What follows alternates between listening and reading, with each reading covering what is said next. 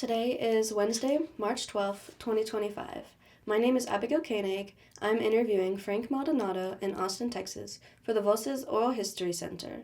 We are at the University of Texas at Austin campus. Thank you, Mr. Frank, for agreeing to this interview. Just a couple of notes at the top. The raw, unedited recording of this interview will be archived at the Nettie Lee Benson Latin American Collection on the UT campus, where it will be available to anyone who wishes to access it. If there's anything you don't wish to talk about, we respect your wishes.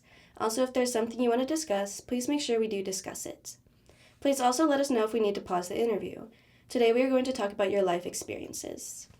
Today we are going to talk about your experiences as a helicopter pilot in the midst of the Vietnam War.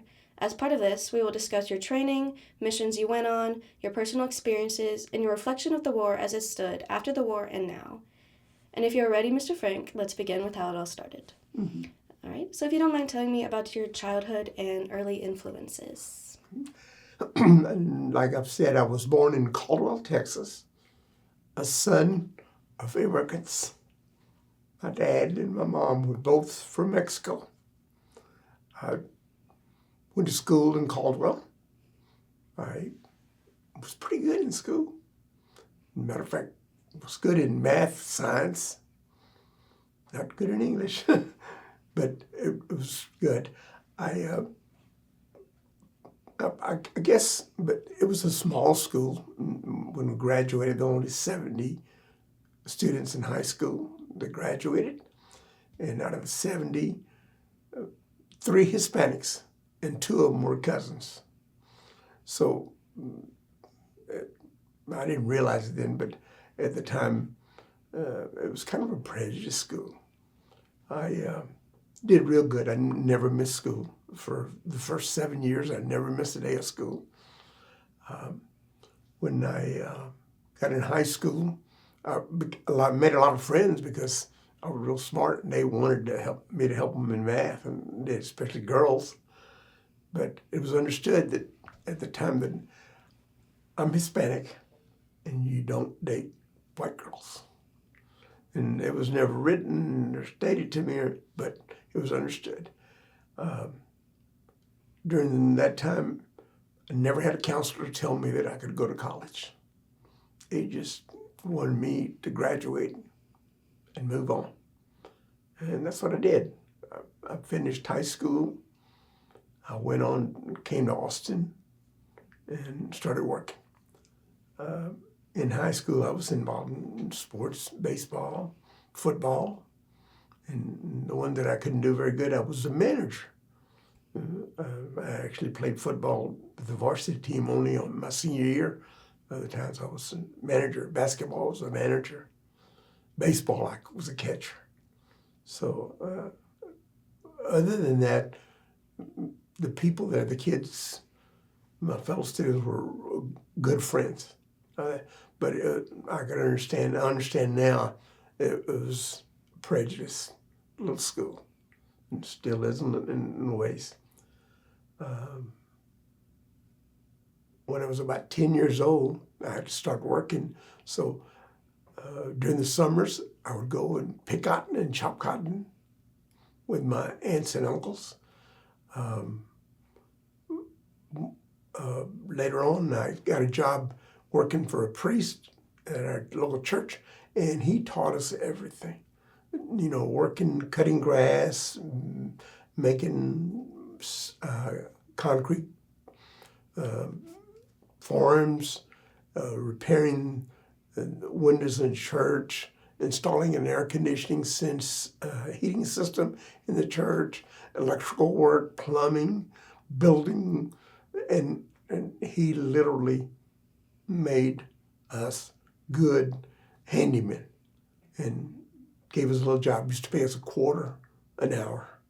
Loved it. And to this day, I've used his teachings of just handyman maintenance and all. I could do almost anything. I can repair a car, anything. After high school, and the beauty about high school was that in those days, with as many brothers and sisters that I have, there's 10 in our family, they used to tell my dad, you take your boys and girls and go and become a migrant farmer. You can make a lot of money with all those hands picking cotton and working. He decided no, he wanted us to get an education.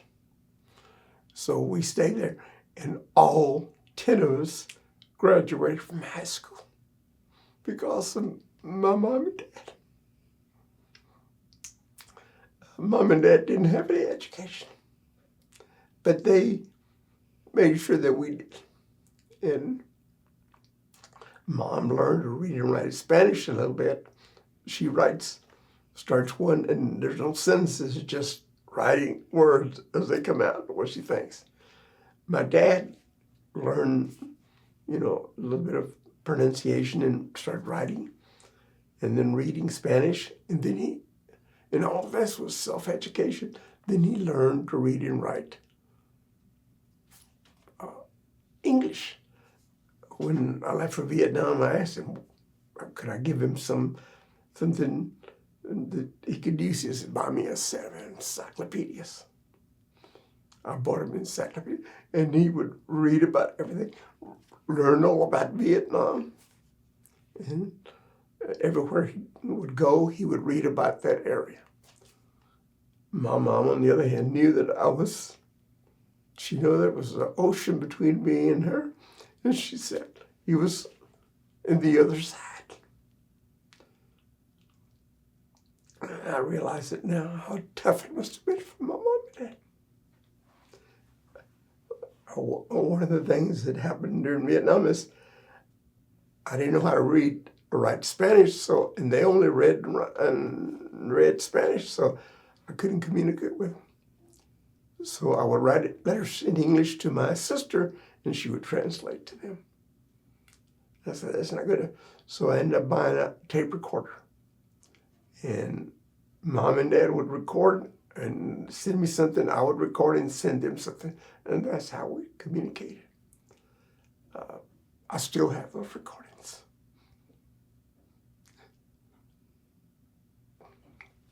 Mom and Dad became citizens when they were in their 40s. And Daddy tells me that he was a U.S. citizen, but he always felt that he was still Mexican until I went to Vietnam. Then he felt that he had given one of his sons to his new country. And that made him a full-fledged citizen. Excuse me, I get emotional. My mom and dad, they were special, special people. My mom would go without buying new clothes just so that we could have a new shirt, a new pair of pants. We had clothes to go to school, we'd take them off and then go do our chores and whatever at home. We always had a garden. We always had a cow or a pig. And it was our chore to take the cow and take her out to eat grass in the public places and bring her home during the lunch hour and give her some water and then take her back again. So feed the pig or feed the chickens, get the eggs, milk when we had it, work in the garden. So, but Mom and Dad, we were poor, but we didn't know it. We just knew we had a lot of love with our parents. I could spend an hour talking about it. So, how did it make you feel to be so encouraged for an education, like by your parents? My dad would tell me constantly, education, education, education. In the recordings I would get from and when I was in Vietnam, he would always tell me, continue your education. At the time, I became an officer in helicopter pilot. He thought that was the greatest thing in the world. His son, and just pushed and insisted that we go to school. We had to go to school. We had graduated from high school. When all of us, our youngest brother, graduated from high school, we gave Mom and Dad the gowns that we wore and gave them a little certificate made by us, by one of my sisters, and told them they had graduated too. They were the ones that kept us going in school. And still do. No, that's amazing. Would you say that you felt encouraged by your family to join the military? No. As a matter of fact, when I was little, I joined the Boy Scouts. And because Boy Scouts wore uniforms, Mom was so afraid that meant that I was going to go in the military. And she made me quit. But then I talked her into it and told her what we do and all that, and so she allowed me. But she was so afraid of it. It wasn't until I came to Austin and was on my own that Vietnam got started, and I decided I need to do this for my. I was going to get drafted, so I decided I want to enlist and do what I want, not what the Army wants me to do. And how did your parents react to your decision to join? Mom was real upset. And my dad was honored and also cautious about it. What did your neighborhood or your family think about the war? I know a lot of people were against it. And I don't think that and even relatives knew that I had joined there because they lived in Caldwell, and I was in Austin, and I did everything on my own. So no, just my immediate family was impacted by it. Most of the people that I knew, my high school friends, found out about it afterwards, when little articles would come out in the paper or something like that, or after I got out of the military. Yeah. So what did you know about Vietnam before you were deployed? Other than soldiers were needed, and I felt like I needed to do something too. And is that why you decided to join? That's why I decided to join.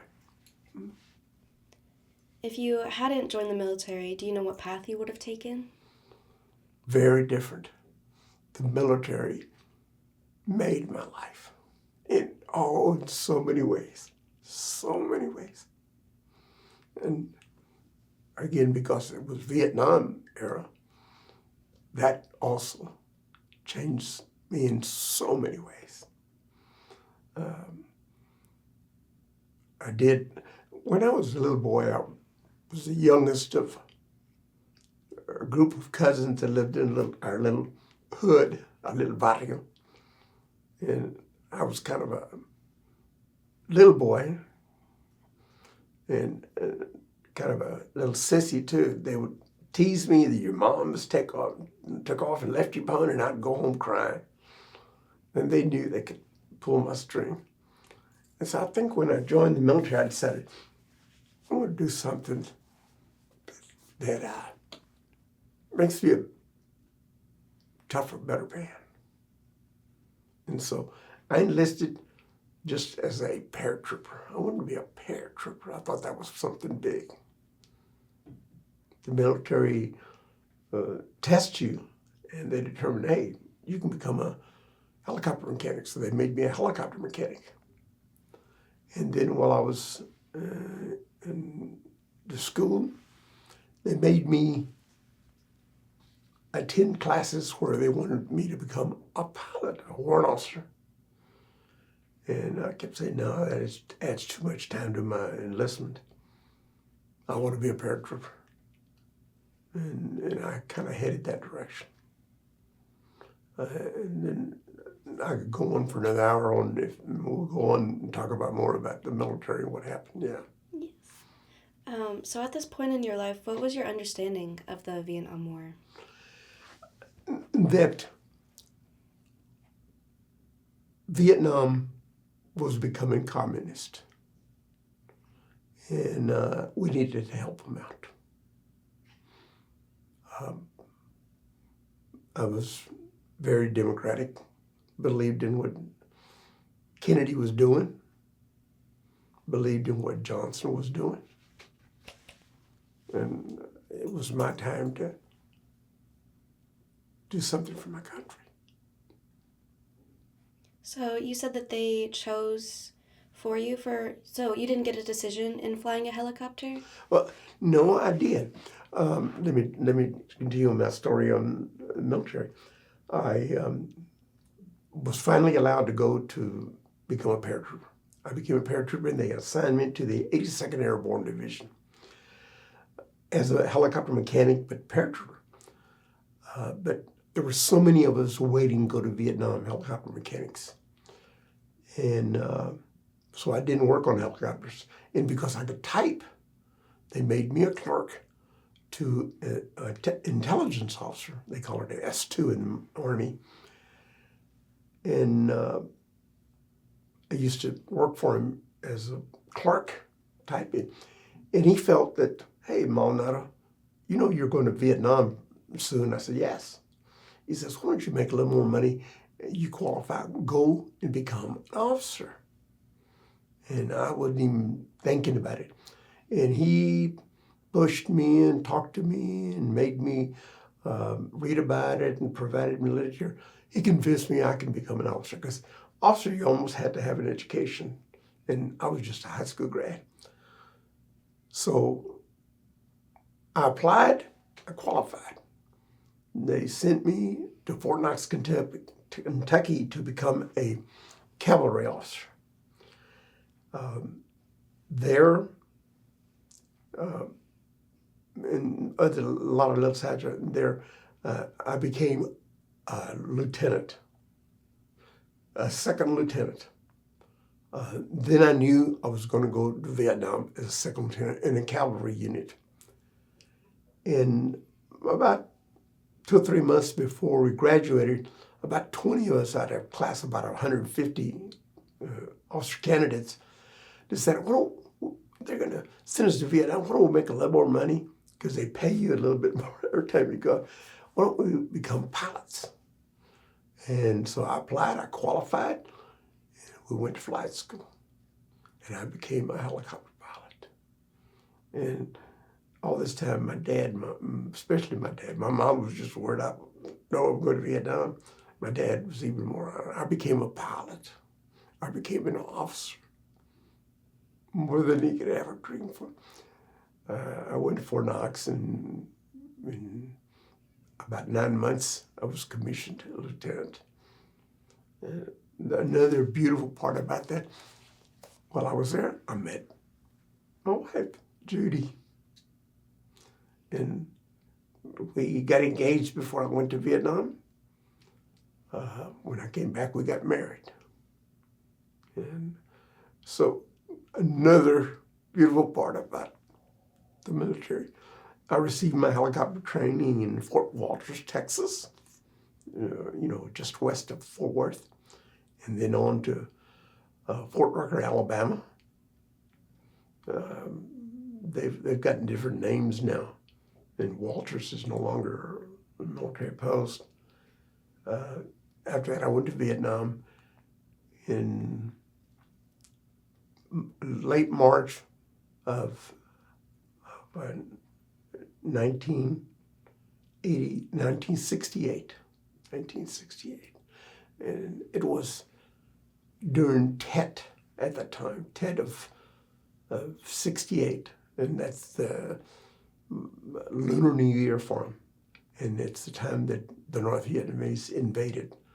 And I got there and I thought, man, well, I'm in a war zone. I guess it's supposed to be like this.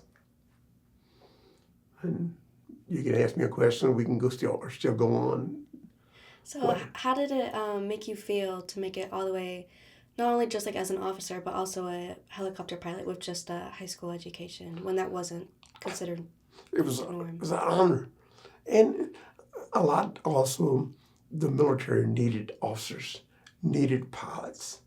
So At times I would think, especially when I was in Vietnam, things were bad. They just needed cannon fodder more so. They trained it over the Vietnam era 30,000 helicopter pilots. 3,000 of them got killed. 1 in 10 of us didn't make it back. And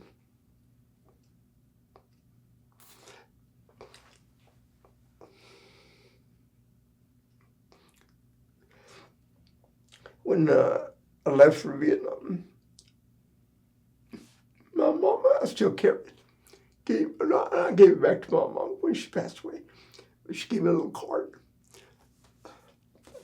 We're Catholic, so it was San Martin de Porres. That's who she prayed. He brought me back. He brought me back.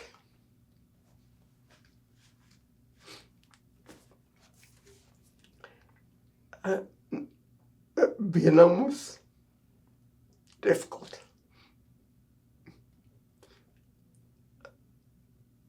At first, I wanted to be friends with everybody, but too many bad things happened. I said, no, I don't want to have close friends. So only a few of them that I remember real good. The rest of them, we just did all we could to bring their bodies back. As my grandson said, what do you do? What did you do in the Army, Dad? Poppy? And I tell him, I used to take soldiers to work.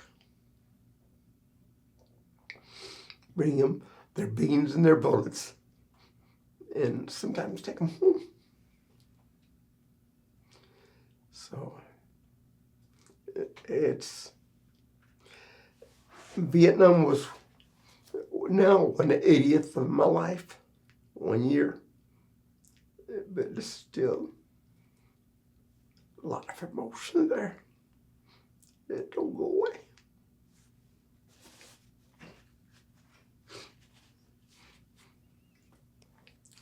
I was in Vietnam. I was assigned to a cavalry unit. Basically, we do a lot of reconnaissance. We support the big infantry divisions. We supported the 25th Infantry.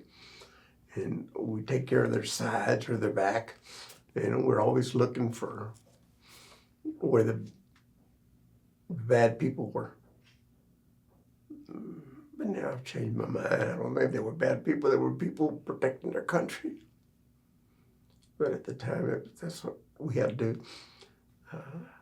So we would, in a cavalry unit, it's kind of you have your own little army. We have a platoon that's assigned to us of infantrymen, about 40 of them. We have helicopters assigned to us. We had 6 of them. That we have a scout platoon, the little helicopters that went around looking for the enemy. We had the gunships that protected the little ones. And then we had our own maintenance people. So we were like a little bitty army that took care of ourselves. We weren't big enough to fight big battles, but we could start a fight and get out of the way, let the big ones come in. But we did everything that everybody else did. And then our biggest thing was whenever people needed help, whether it was infantrymen in resupplying or medevac or whatever, we helped. When the helicopter went down, many of us did. We were there just bringing our infantry platoon to protect them. And so it was an unusual unit, but very, very vital. I feel, all of them were, but especially for us. And I was we call it the slick platoon, the UH-1 Huey, like my hat. We would take soldiers and carry our platoon of soldiers in and out of different situations and go and protect down helicopters, go down and protect soldiers that needed our help, bring in supplies, medevac. So I did a little bit of everything. And we were busy all the time. Yeah. Why do you think the helicopters were so crucial in Vietnam? That's the only way that we get in and out of there, in the jungle. I remember making an approach at night to I know it was hitting trees and limbs because I could hear them hit the blades, and landing with no lights. And there was no way a vehicle could have gotten in there. And we dropped one of our squads in there, and we dropped long-range reconnaissance patrols in there. And they just jumped out, and we took off. And we know that they were right in the middle of it. They were so small they had to go hide and just listen for an enemy, determine what's happening in the area. And then later on, go get them. Go get them, yeah. So the helicopter was, our war was the helicopter war. That's the only way that the ground soldier could get around. Do you remember the requirements for becoming a helicopter pilot? Well, you had to have, at the time, 20/20 vision. And apparently some kind of score, and be able to breathe good. That means you were healthy. No, they made you go through a physical and determine that you didn't have any problems. But if you were in the military, you were pretty much able to. I think it was the grades that they determined whether you was an officer, and if you was an officer, you're qualified to be a pilot. And then you had to go through flight training. Flight training, yeah. And from a person that had never been in an airplane until I went in the Army to fly a helicopter, I was flying helicopters by myself in 13 hours. After my instructor pilots would tell me, Maldonado, you're never going to fly this thing. You're never going to fly. What are you doing here? And maybe they were just scaring me, because when they told me, okay, you're flying this morning by yourself, I couldn't believe it. I could not. I was scared. But I did it. We had many of them that just, they got in a helicopter and got sick, threw up. They just couldn't take it. And others realized what we were doing and just couldn't do it anymore. And they went back and became some other, they didn't kick them out of the Army. You're in. And you went to do some other job. A good friend of mine that I knew in high school became a military police because he couldn't fly. But just physically able and passed their qualifications test. And what kind of training did you have to do? When I finished flight school, I had 250 hours of flight time.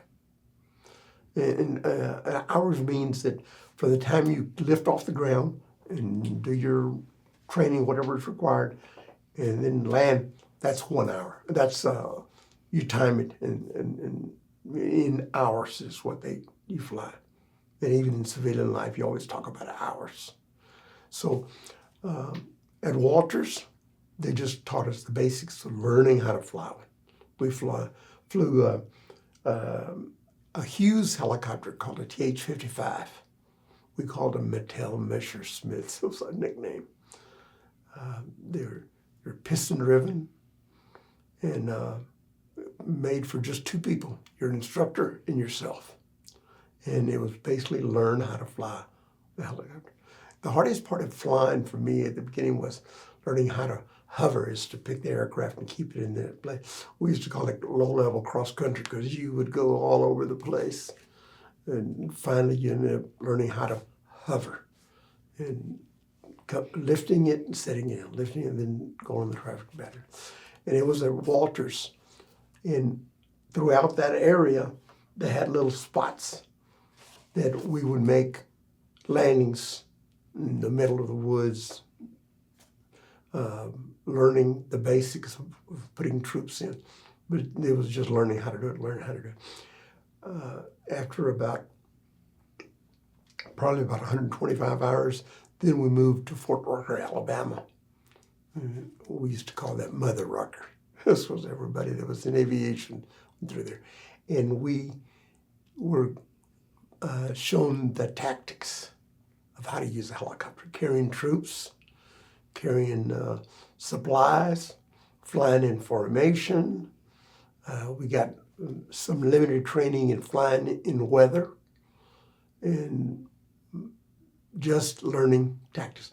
We finished that a total of 250 hours of flight time. And then we were, as we used to say, we were smart enough to kill ourselves when we got to Vietnam. Because a lot of accidents happened, and a lot of accidents in Vietnam were pilot error. Just a lot of young people thrown in there in war and get scared and run at each other. We would go to assign our we had, like in my flight class at Walters, we had 12 officers, 2 Vietnamese officers, because they would even send Vietnamese officers to train with us, and 36 warrant officer candidates. These are young people too. They were enlisted that became warrant officer candidates. In the military, to fly, you have to be an officer, a commissioned officer or a warrant officer. Commissioned officers can get a command. Warrant officers, they do nothing but fly. Their job is to fly. And some of the best pilots that I ever met were warrant officers, because that was their job.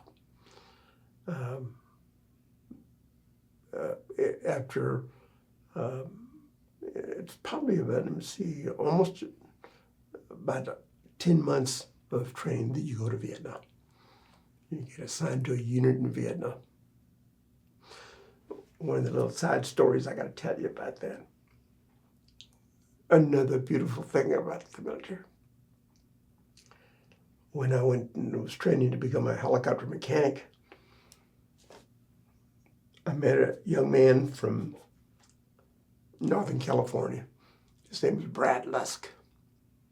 We ended up becoming helicopter mechanics, but he wanted to become a pilot. And I said, no, I wanted to become a paratrooper. So he went his way and waited to become a pilot. I went and became a paratrooper. And then when I went to officer candidate school, I show up and he's there. As a matter of fact, he was bunk mate because L and M were right next to each other. So he and I graduated from officer candidate school as lieutenants, second lieutenants. And then he was one of the group that decided we're going to go to flight school. And we went off to Walters and became helicopter pilots. He was my roommate. We lived in off-base housing, and he and another fellow were my roommates. We graduated, and he went home to California to spend the 2 weeks, and then I went to Caldwell and visited my fiance in Louisville. And then we got to Travis Air Force Base to go to Vietnam. Guess who's there? Brad Lusk's there, yeah. So we flew together to Vietnam. We get to Vietnam, and we're assigned to the same combat unit, same squadron. And he goes to Bravo Troop, and I go to Charlie Troop. But we see each other during the year, many times. And at the time, they told us, okay, if you extend for a couple of months, we can make captain. And I said, no, I'm going home. I don't want to be no captain. Plus, we had planned to get married, and my fiance and I. And so I left him in Vietnam. He got promoted to captain. And I had to wait for my wife after we got married to get orders to go with me to Germany. That's where they assigned me after Vietnam, inter-theater transfer. I get there in June of 69, June of 69. And guess who picks me up at the train station? Brad Lusk. he was there. Same unit. He in August went and got married and came back and lived with us because I already had housing and he was waiting for him to get housing, him and his new bride. We unbelievable good friends. We both got out of the Army at the same time. He went to California. I came to Texas. I joined the National Guard, and he joined the California Guard, but they didn't give him a flight position. So he got out. And we communicated, visited with each other several times. About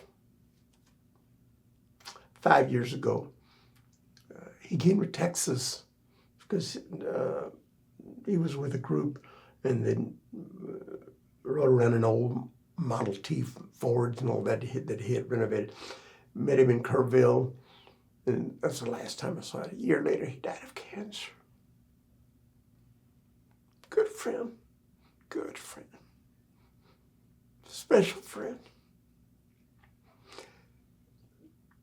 He was a scout pilot. He was shot down and presumed missing for a couple of days. He walked out of the jungle with his crew chief, because in scouts you only fly with 2 people, carrying him because his crew chief had broken her leg in the crash. But he survived.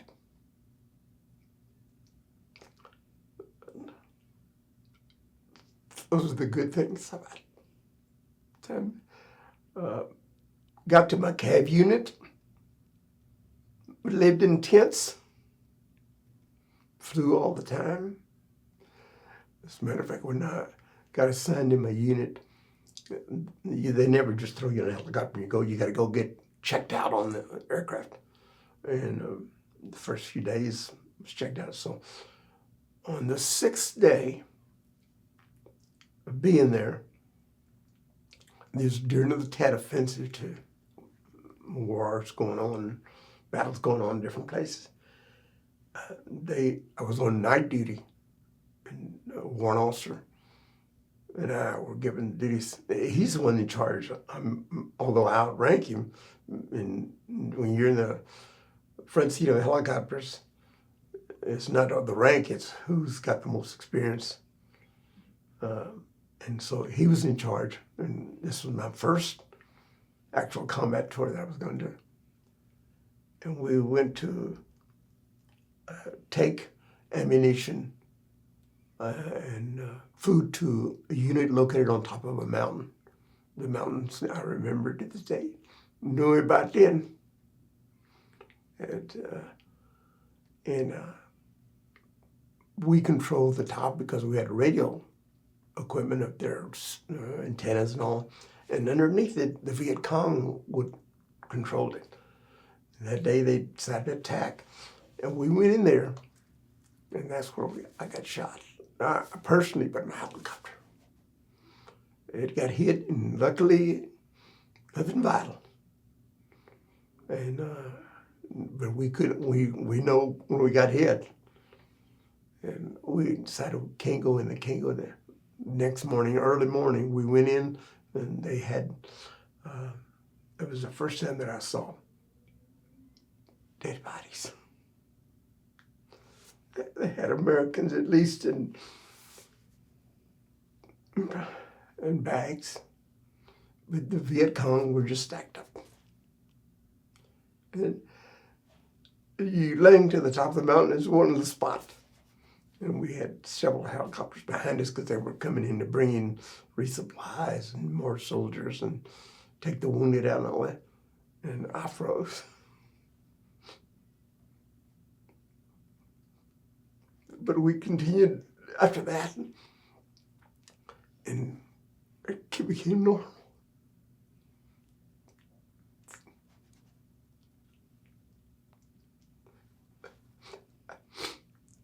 I guess the military trains you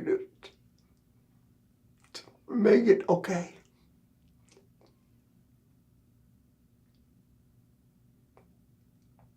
But that was, as we would say in our little language, that's where I busted my cherry. Got shot at. Luckily, both of my crew and the other pilot was with it. We didn't get hit, but our helicopter went. In the entire year I was in Vietnam, I was never hit. Never hit. I had a lot of problems. Never hit personally with a wound, but helicopter being shot, yes. Many times. Many times. One time, I even got a bullet through my rotor blade, and I knew it because it was whistling. So we stopped in a clear spot where no problem, and the crew chief went up on top there and put tape around it. Tape around it. So because if we'd have kept flying with the whistling, it would have tore the blade up. But you put tape on it, we called it 100-mile-an-hour tape, and put it on there, and we flew home one time, flew back to our base, and had the blades replaced. But yeah, even that, but and the helicopter shaking because something's wrong. So we understand that you flew a Huey. Could you tell us about that? The Huey? Yes. It was the most common helicopter in Vietnam because they carried the soldiers, they carried the supplies, they were medevacs, everything. The gunship protected you, and the little scouts went ahead of you sometimes and determined where the enemy was. But everybody depended on the UH-1. They had, when I got there, they had earlier model, and they were underpowered. And I remember taking off with a full load of soldiers, and you can't pull it all the way up and give it over. You got to watch revolutions per minute on the rotor blade, on the engine, and make sure that, so you just barely get to the max and hope you can get out of there. I remember at times we would, especially on full load, because we knew that when we would fly a little bit, you'd burn on gas, you'd lose weight and be okay. But we would take off and on the ground, on the pavement, and bounce it off the ground a little bit until the thing took off and got flight. But they were good. And then we got the H model, which is the newest version. They were good helicopters. I mean, most of them, they told you when something was wrong. It's like our bodies. You have a headache, you have something hurts. After you fly them, you can tell. You can tell, okay, it's vibrating wrong, it's bouncing around the wrong way, it's the pressure is up on oil and all that. So, and something is wrong, and you could tell. It would tell us. It would tell us, yeah. And then dependable as hell. I mean, other than hitting the engine and the transmission, you could shoot it through, a hole through them, and other than hitting a person, it would keep going. It would keep going. I flew one time with a pelican hitting my windshield and just the plastic shield in front of the bubble, knocking it out, and kept flying. Kept flying, yeah. So it was very, very dependable. And I think every infantry soldier in Vietnam flew in a helicopter. Yeah. How did the Huey compare to the other types of helicopters? In total, I flew 8 different helicopters. 8 different ones. Except for the Black Hawk, which came after the Huey. All of them underneath it, you can't beat it. It was like going from a Volkswagen to a Cadillac to the Huey. It was really good and strong, good, dependable, carried more people. It was very good, very, very good helicopter. I flew a little bit of the Black Hawk as he was coming out when I was getting out of the National Guard, and I was able to go and get one of my friends that was qualified in and take me out and gave me a tour of it, and we hovered it. I could hover it and fly it, all that, but I was not checked out. You had to go to a school and get checked out on flying the Black Hawk if you wanted to become a pilot. So I never got checked out, but the rest of them, yes. In Germany, I flew an old-timer Sikorsky helicopter, a piston-driven one, and it took all kinds of maneuvering to get it. As a matter of fact, I couldn't even start it up because it was so cantankerous. The crew chief had to start it for me because he was with it for all the time. He would start it for me, and then I could fly. Yeah. So I flew that. I flew the little Bell and single-seat helicopters. I flew the Jet Rangers. I flew a Cobra. So a lot of helicopters, 8 of them that I've flown, different ones. But the Hueys, because I got the most time in it, yes, that's the best one. And the most dependable one that we had, yeah. Were there any stereotypes that came with any of the different helicopters? Yes, everyone. The old Sikorsky, in the Huey, they made it whenever you moved a particular,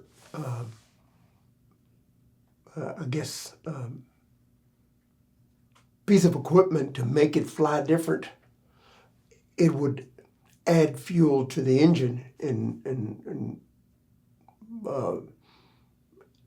sufficient fuel that kept you flying. Where the Huey, you just pulled it up, and as you pulled it up, it would add more fuel.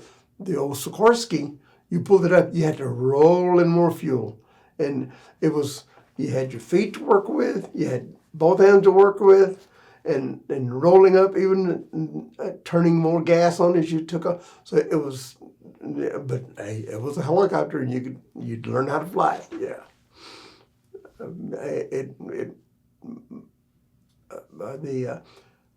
The smaller ones, the bowl-shaped helicopters that you see on MASH and stuff like that, they're stabler. You could really fly and it didn't vibrate as much. Where the old Huey was loud, it's not a comfortable airplane to be in all the time. You had to have a helmet on to be able to talk to anybody because it is loud, it is rough, there's nothing comfortable, but it's not intended to be a comfortable airplane. It was intended just to carry soldiers. And it did its job. It did its job. Yeah. How many other people would you say were, how many other Latino people were in your training class? In my training class?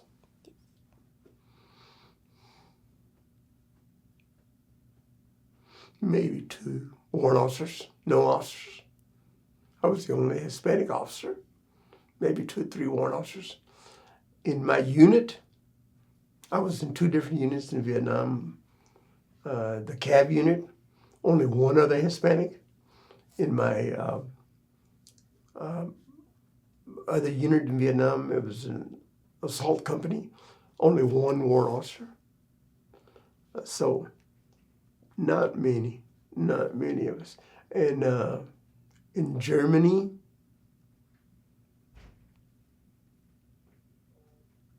none, no Hispanic. In the National Guard, during the entire 20 years I was in the National Guard,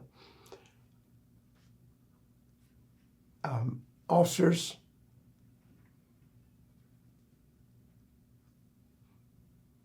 maybe 4 that I knew of in the 20 years. There's just not too many of us. Not too many of us. I keep a calendar from the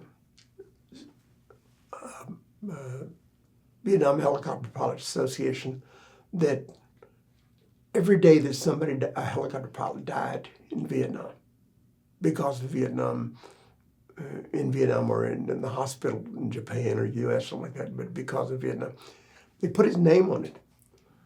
And he's got my buddy's name in there. And every day I read that calendar, read their names out loud.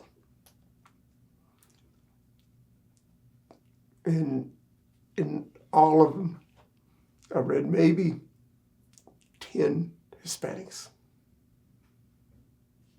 that are on that calendar. And this is 14 years of war. There's just not that many of us.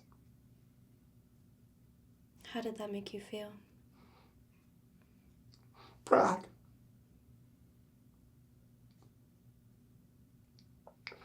Proud that another big thing that the Vietnam War did.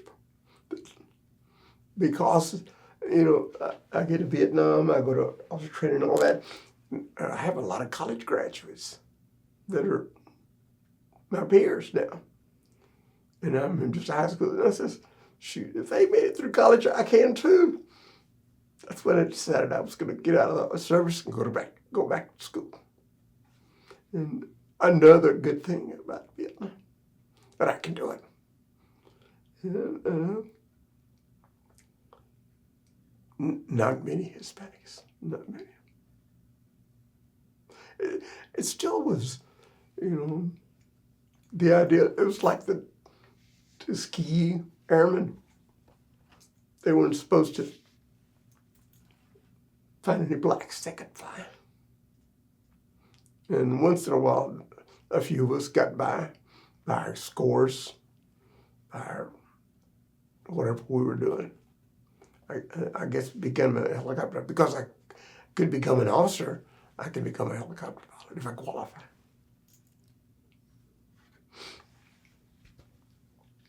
Oh, there's so many things good about them. Because I met my wife through the military. My children were born in Germany. We toured all over Europe because of my military. Things that I didn't even know about. I've been to the Louvre, to the Prado. I've been on the Eiffel Tower. I've been in Notre Dame. Visited Paris, walked the streets of Paris. Madrid. I've been to Seville, Madrid. I've been to a bullfight. I've been to Barcelona. So many beautiful things. My wife and I, as young couple. My wife was even pregnant at the time sometimes during the trips we take. And so, military provided me a lot of opportunities, and education that's unbelievable. Friends.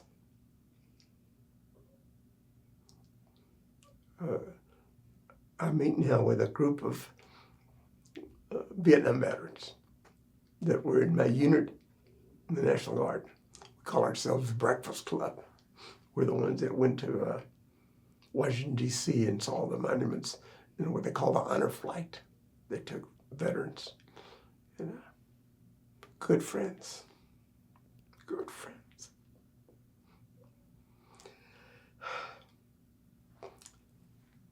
It made me think about different situations. During the time that my son was really ill in Providence, Rhode Island, we would go see him a whole lot. On one of these trips in Baltimore, Maryland, my wife and I had a little layover there, and we're getting something to eat. This man, young man, probably my son's age, my oldest son, he's 54. He came up and hugged me because I had this hat on. And he got emotional.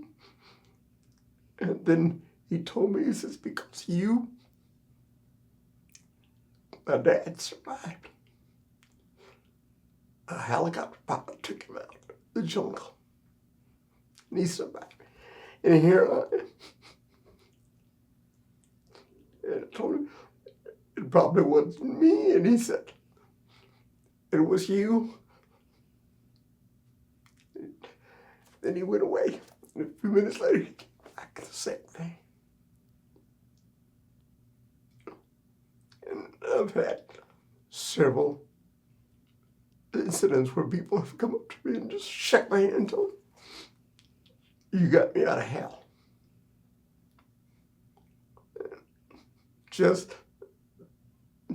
But then, those are the good things. But I've also had people look at me and say, "Oh, looky there. You're a helicopter pilot. You must have been a warrant officer." They can't believe that a Hispanic could be a commissioned officer and a helicopter pilot. How is that possible? You must have been a warrant officer. Especially older white men. They still assume that I couldn't be an officer. I couldn't be a helicopter. Or they'll say, "Oh, were you a crew chief?" Because they're probably old veterans too. "You're a crew chief?" They can't believe that I was a helicopter pilot.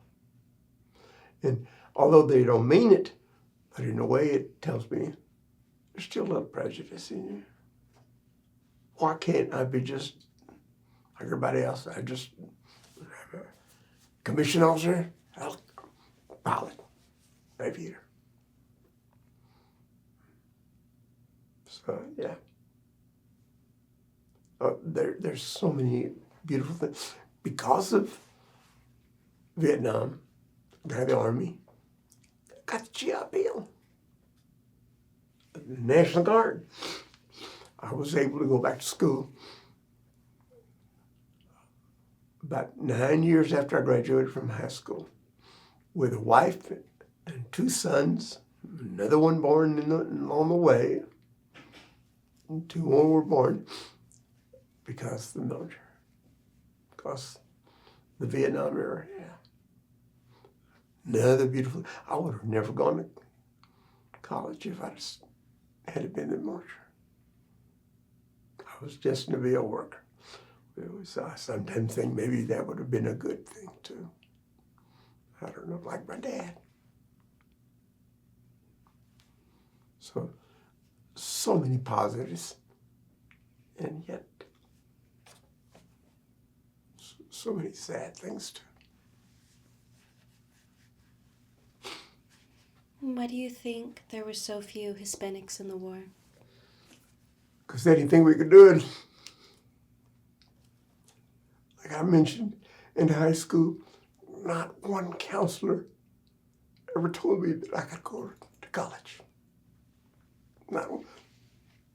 I believed it. I didn't think I could. You know, I remember some of my friends, and I'm gonna go to school here, I'm gonna go to this place, I'm gonna go to A&M, I'm gonna go to Texas. And I was a big Longhorn fan, but I never dreamed I could go to school there. Never. Now, when I got in the Army and I applied to both A&M and Texas, Texas turned me down, A&M turned me down, and they told me, "It's been 9 years since you've been to school, you need to go to community college," and I said, "No way. I want to go to Texas." So I was living in Caldwell at the time.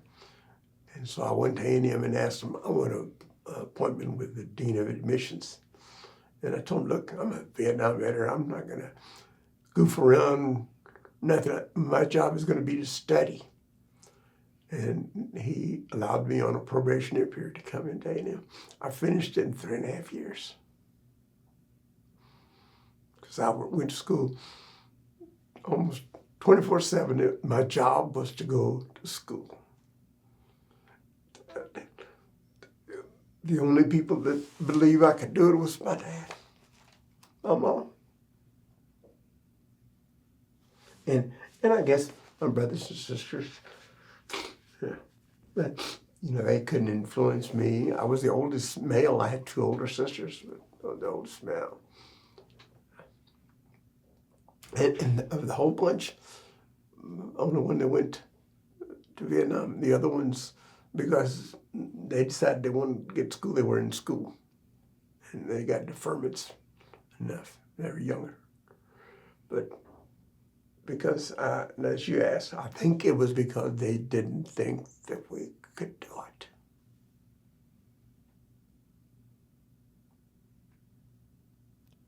What did the other Hispanic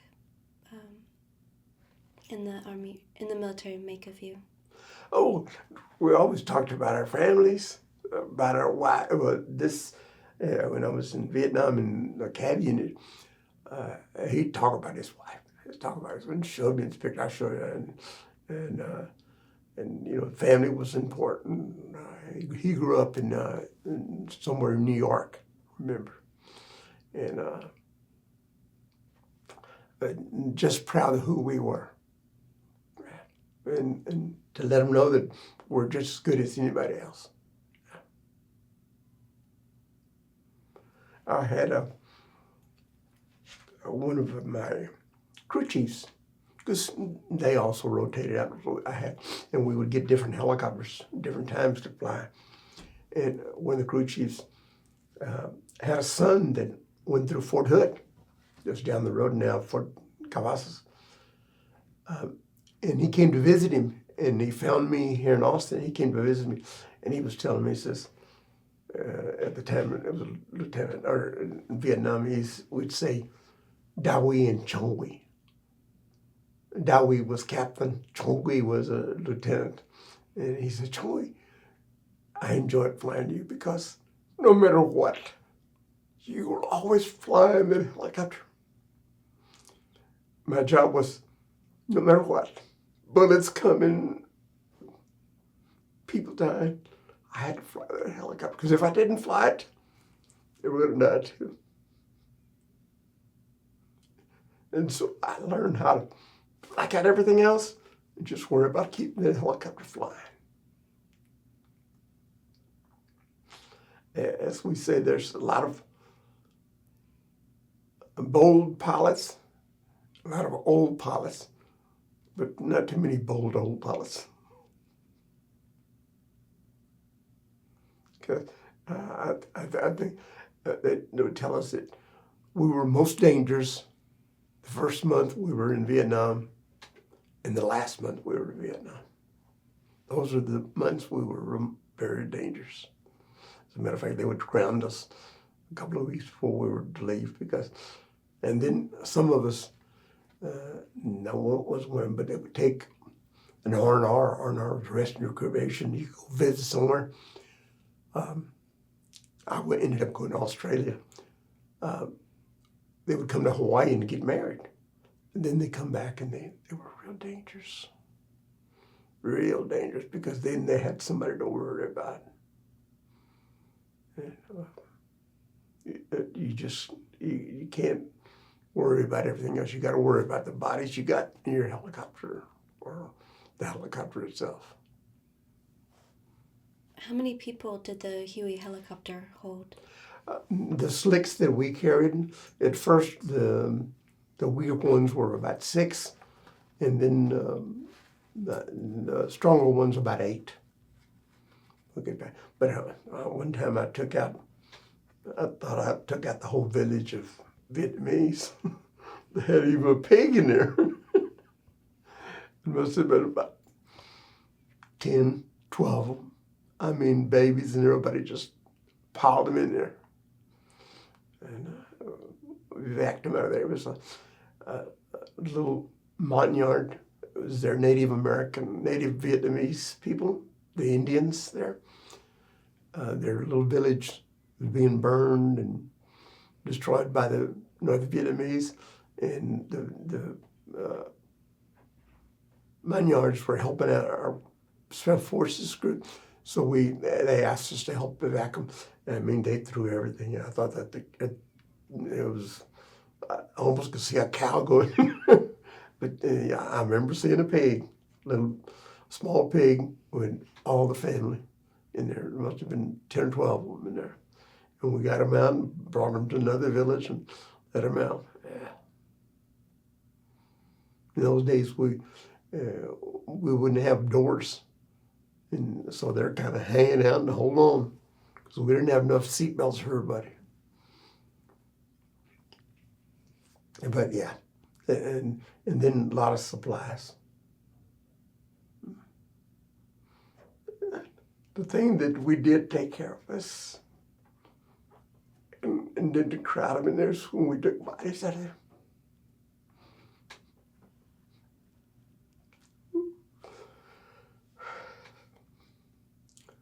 We treated them with most respect.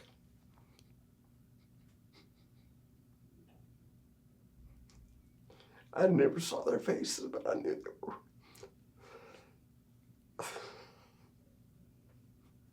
They were ours.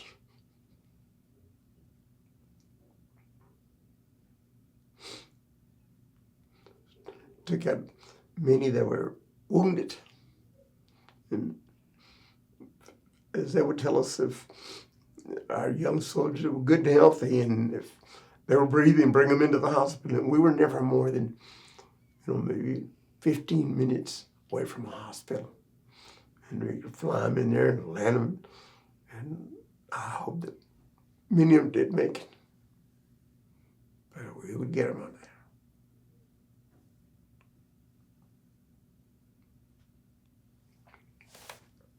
there. In some way, they were completely destroyed. We had helicopters. In the beginning, we had helicopters that, if they took a round through the fuel tank, it exploded and burned. Later on, they made fuel tanks they called them self-sealable. They would close and not let the fuel out as quick. And the tank itself was rubberized, some kind of, and so in the beginning, many soldiers were burned completely to a crisp. You couldn't tell who it was. But I saw many helicopters just burn up. I mean,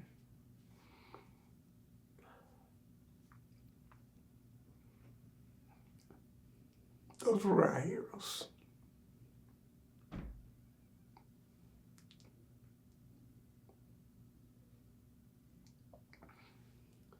Those were our heroes.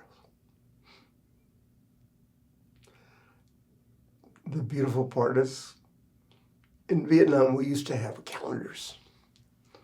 Not May, June, July, but numbers backwards. And every day you cross out your calendar.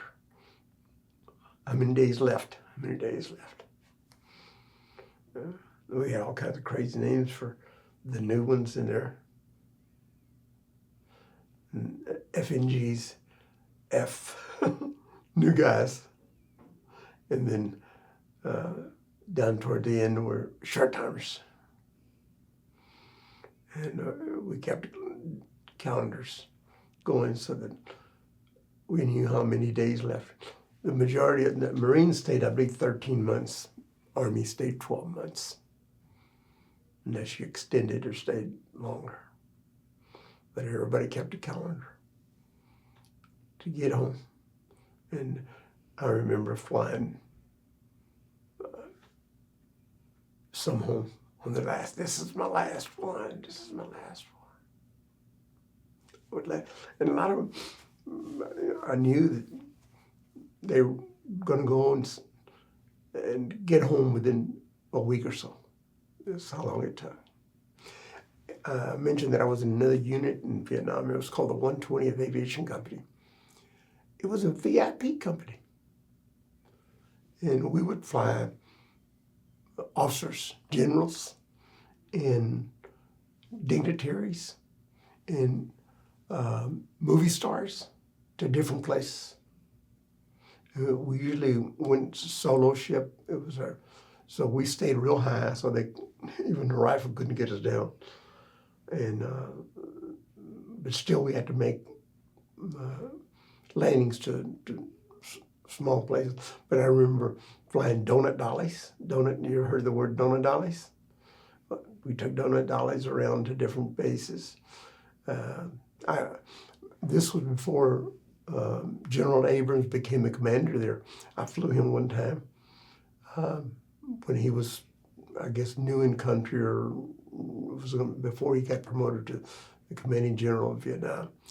And a lot of other low-ranking generals, VIPs.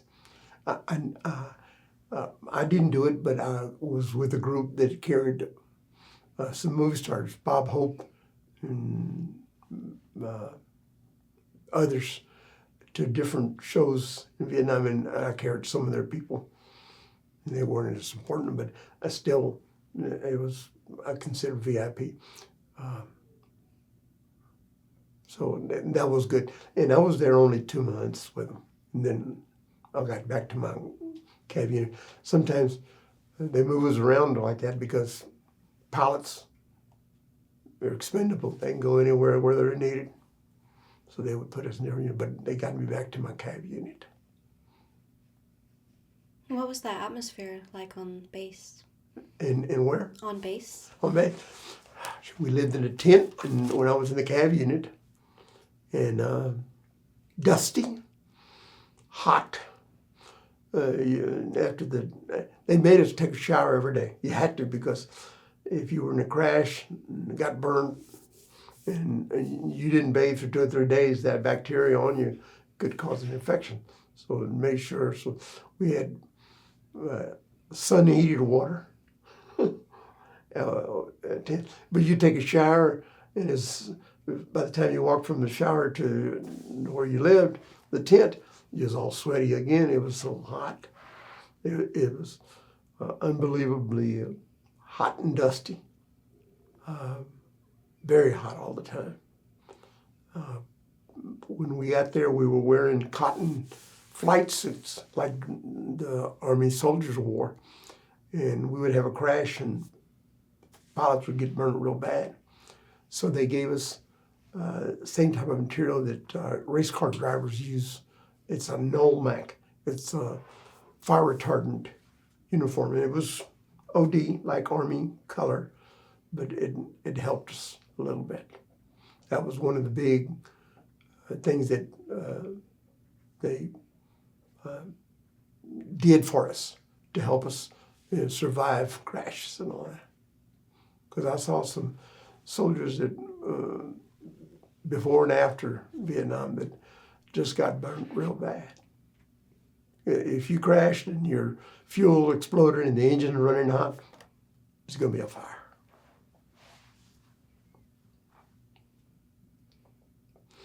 So yeah, but we learned, the military learned how to do better things with our helicopters, make them safer for us, stronger, safer.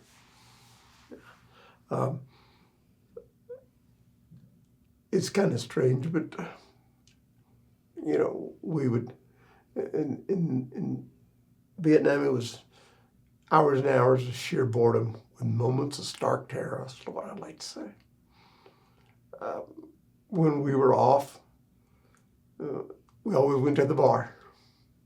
We would move to different places, and the first thing that went up was our bar. Because that's where we went. And Vietnam was a strange war. We would fight during the day, and a few of us would be on standby at night, but the majority of the fighting was done at night. So what do we go do? Go get drunk.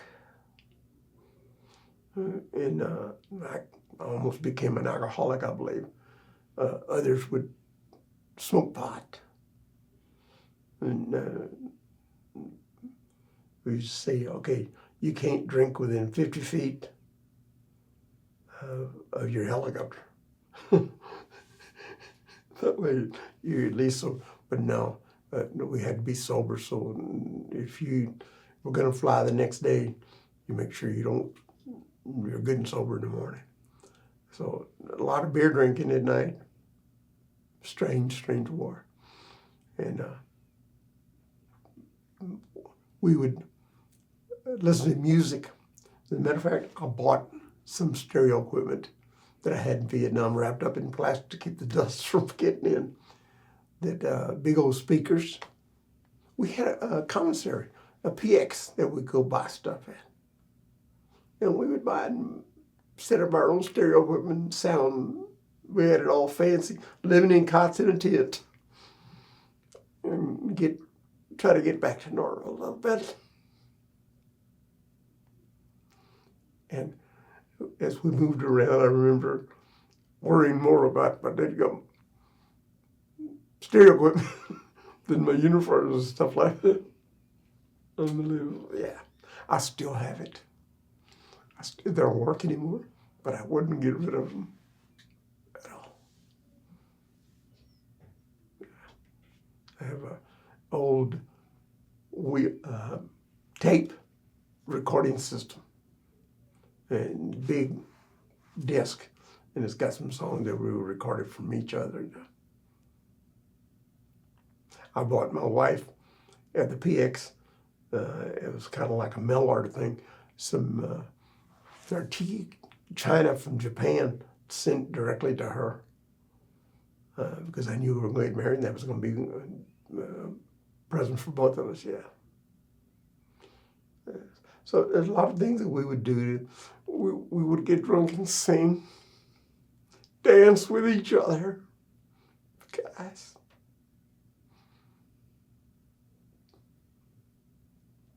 And found out that we had our own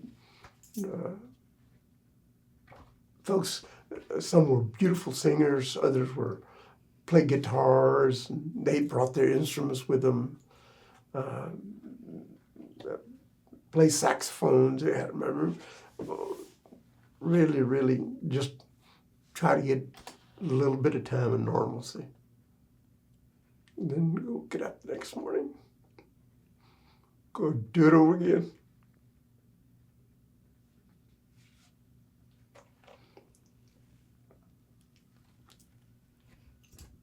Do you still have any recordings from Vietnam? As a matter of fact, yes. Mostly from my mom and dad. As I told you, mom and dad didn't read too much English. I only spoke Spanish, couldn't read or write Spanish. So I ended up buying a tape recorder for them, a tape recorder for myself, a tape recorder for my fiance. And that's how I communicate with them. Because that way I didn't have to sit down and write, think of what I want to say, just start speaking. And my dad would always tell me, remember to get an education when you get out of there. Mama would bless me and tell me that San Martin was going to take care of me. My wife and I just talked about what we would do when we get married and all that. We were going to get married in June after I came back. I was going to come back in April and we'd get married in June. And when I was in Vietnam, they told him, we're going to have an inter-theater transfer. You're going to Germany. So I called my wife up and told her, hey, we got to move that wedding up because we're going to Germany. And she moved it from June to April on a Monday night because it's the only thing available. We got married and got her on orders, and she went to Germany with me. Quicker than we got home. I mean, we were getting married and going off to Germany. Yeah. Do you mind describing what kind of tape recorder it was? Oh, I still got it. Still got it. Simple, little bitty tiny disc. Little tiny disc. And got 2 or 3 little buttons on and off and loud or not. And God, I can't even remember the name. As a matter of fact, the other day I was looking at them. I made for my mom and dad's voice, I made a CD that I passed to the rest of my brothers and sisters. And they can listen to mom and dad talk. Dad's talking about education and what I should do in the future, go to school. He's the one that kept me going for school. My mom's just blessing me and praying that I come home. But it's, to me, they're beautiful, beautiful pieces of memories that I have about them. I will always hear their voice. I still got mail. I still got, my fiance would write me a daily letter. Sometimes we were so busy that I couldn't even write. And she'd get it. She watched the news all the time. She was afraid something happened to me if she didn't get some mail. Because that's the only way we were to be able to communicate. I talked to her twice when I was in Vietnam, and all of it had to be on radio. One of them was on telephone. But when I went on R&R to Australia, I gave her a call. And then when we changed our wedding date, I had to call. And in those days, you'd have to use a radio, a ham radio operator. You talk to a ham radio operator, he would talk to somebody in the United States, they would make a phone call to her, and then we talked, and after we finished our different little phrases, we'd say over, like you're talking radio. Yeah, so, yeah. I do it, and that's the only recordings I have. I have pictures, I couldn't find them. I was thinking about bringing, that I have on slides. And I didn't like to take pictures of death. But I take a lot of pictures of people, of scenery. Vietnam was beautiful. I was fortunate enough when I was in that VIP company to fly south. In the south, they have the Mekong River. And the Mekong River has nothing but rice fields around them. Oh, just unbelievable. Just like you see a row of cotton. It was just straight lines of nothing but rice. And just beautiful. I was able to land on some of the river tributaries of the Mekong, helping out Marines that were flying. They're in little boats. So I got to see quite a bit of Vietnam with that VIP company, all the way from Da Nang south to the tip of Vietnam. And again, some of my buddies were just in the cab, and I got to fly around with VIPs and see part of. It's got beautiful mountains. This mountain that told you that I got shot at first time is called New Ba Dinh. It's a mountain that's all by itself. It must be 50 miles around it, low hills and all that, and one big tall mountain, probably about 7,000 or 8,000 feet high. And the rest of it is all, like our little hill country, and that's it. Not even mountain. I saw French plantations, because the French were there, and they had rubber tree plantations. Beautiful, beautiful homes that they made. And their influence there. I got time to go to Saigon, and I went to their cathedral, their Catholic church in Saigon, because I knew there was one. The French made a lot of Vietnamese Catholics. And in the village where we were in Vietnam, is Tan Son Nhut, it's the headquarters of a religion that was started by an Englishman, but it's something like the Buddhist type, but it's it's not Buddhism, but it's something similar to that. So I got to see more than just, I was interested in seeing more than just what I had to see. If I had a little time, I wanted to go to visit. Yeah. Did you ever form any friendships with Vietnamese civilians or South Vietnamese soldiers? Yes. We were, I guess you'd call it a friendship, but we were supporting special forces and we would go in the mountains and help with these mountain yards.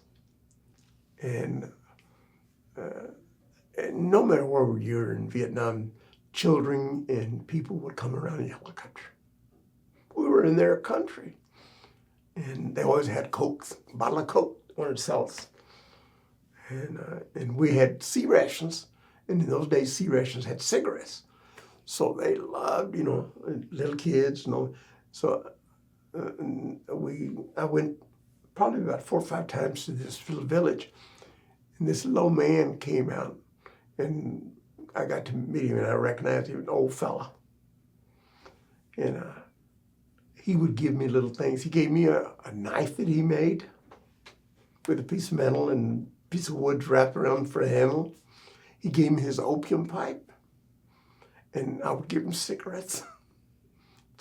So he was kind of a friend. When I was with the 120th, we didn't live in tents. We lived actually in barracks, because we were in Benoit. In Benoit, we called it the Pentagon East. Well, general for looking. So we were in barracks, and because we were always flying, they said, "You don't take care of your barracks, we'll have Vietnamese ladies and men take care of things." So they came by and cleaned up our rooms and all that. So I got to meet some of the ladies, and we call them mama sons. They came during the day and cleaned up. And the men would come up and clean up outside and stuff like that. So those people, I did meet some, and they were good people. And as soldiers, only the 2 that I met in flight school. The rest of them, no.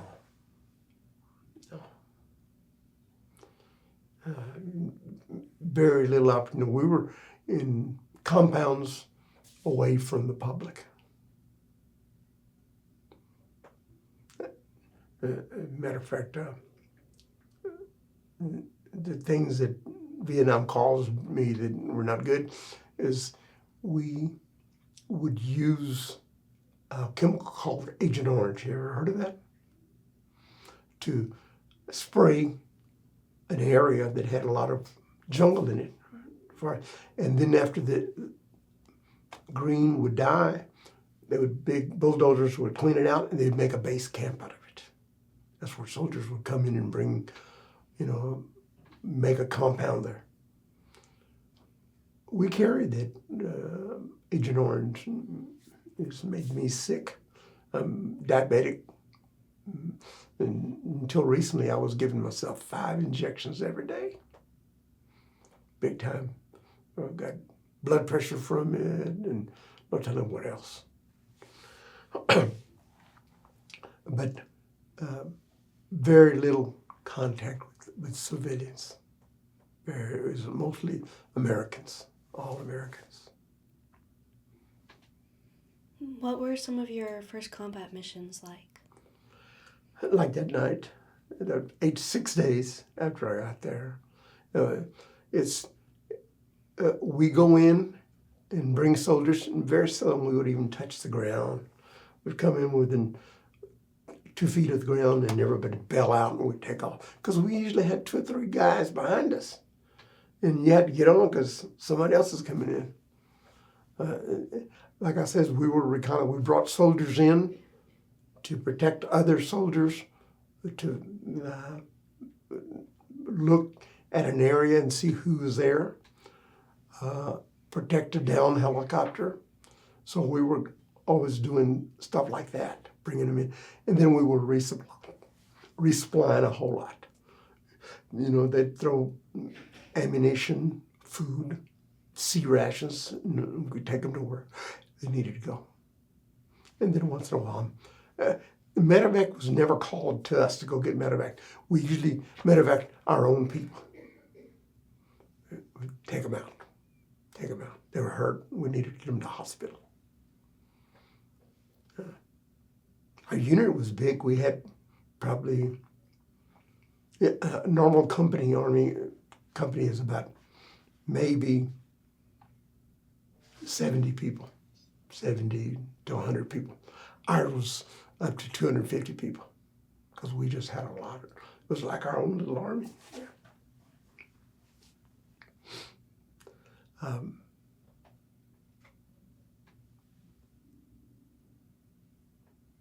Vietnam was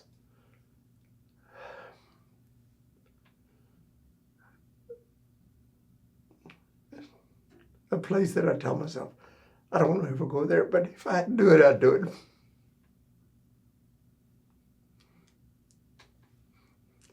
Every time I see a new Vietnam veteran, usually for my hat, or they tell them, thank you for your service, and I said, were you there? He said, yeah. We knock hands. Welcome home. When I got home, they told me my plane landed in New Jersey. They told me, don't wear your uniform. And the reason for it is because there was a lot of protesting going on. I've never had anybody spit at me, but they spit on me, but signs and calling me baby killer.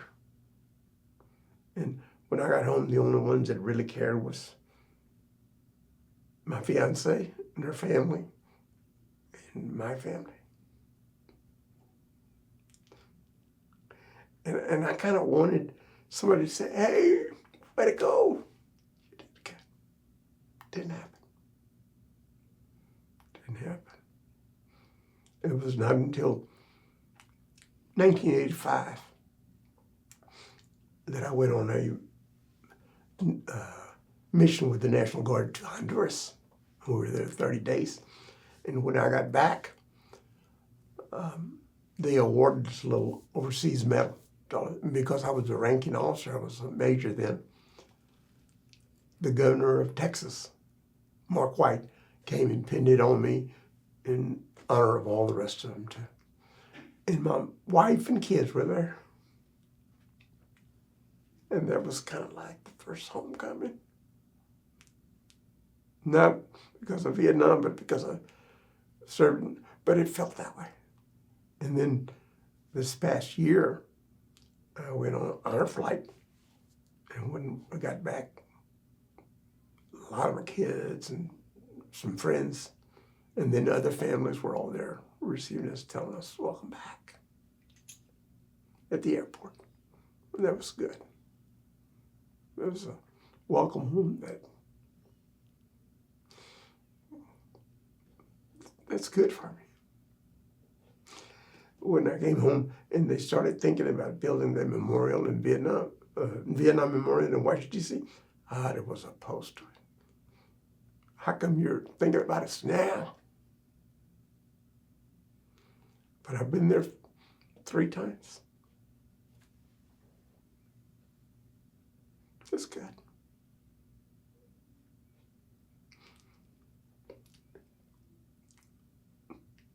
All our heroes are there.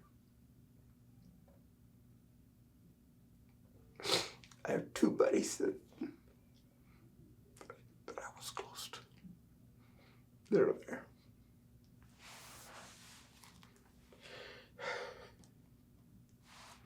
You know, the first time that I went to it was back in the 90s, I believe. I didn't even know where to look up names or nothing like that. But somehow, they brought me there. I found them. Didn't have to get instructions or nothing. They were there.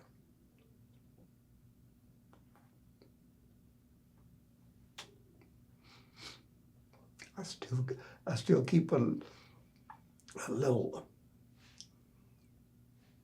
we used to call them whiz wheels. It's a little system that you use whenever you're going to go in instrument flight.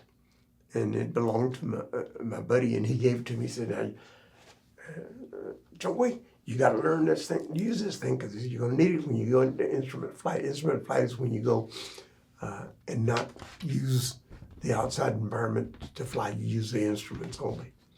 And he gave it to me. And so when I went to Vietnam that time, to the Vietnam Memorial, I brought it with me and I thought about leaving it, but he gave it to me. I will keep it in his honor.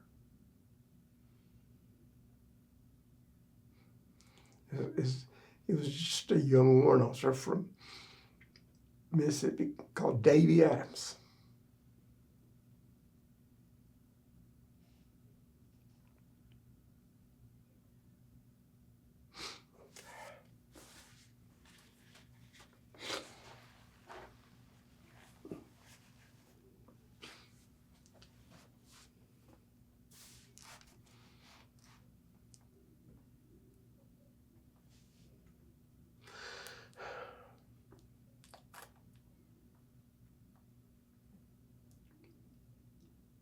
And we still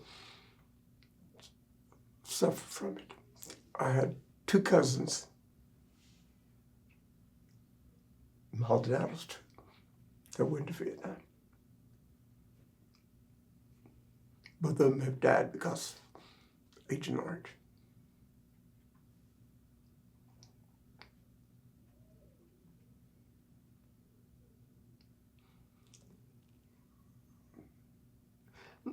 Luckily, the doctors have been able to keep me going. But I take a ton of medication, and the VA considers me 100% disabled.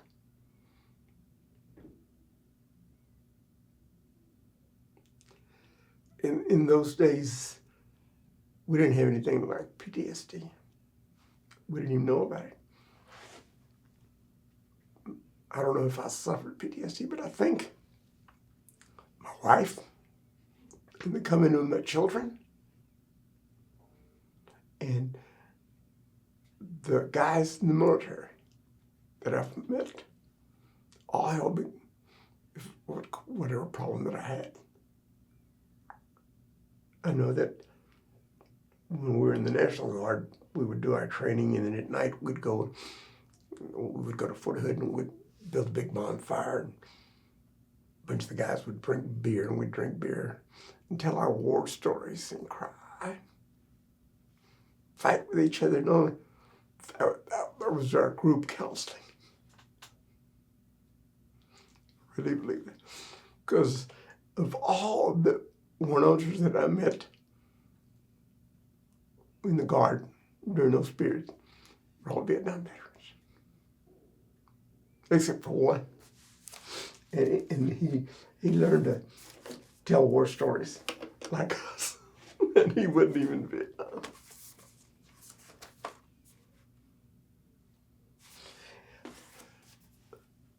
Other things that I got my education,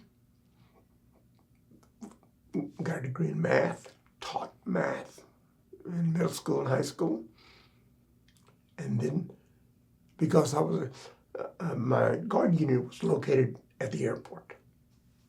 And one day I was there, and the city deputy director of the airport was there at our facility.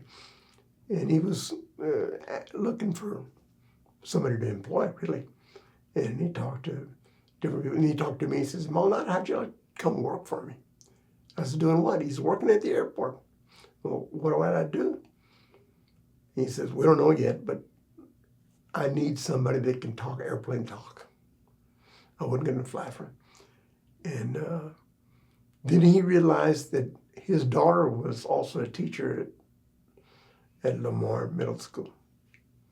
And talked to her, and he hired me almost on the spot. I had to go through an interview, but he wanted me.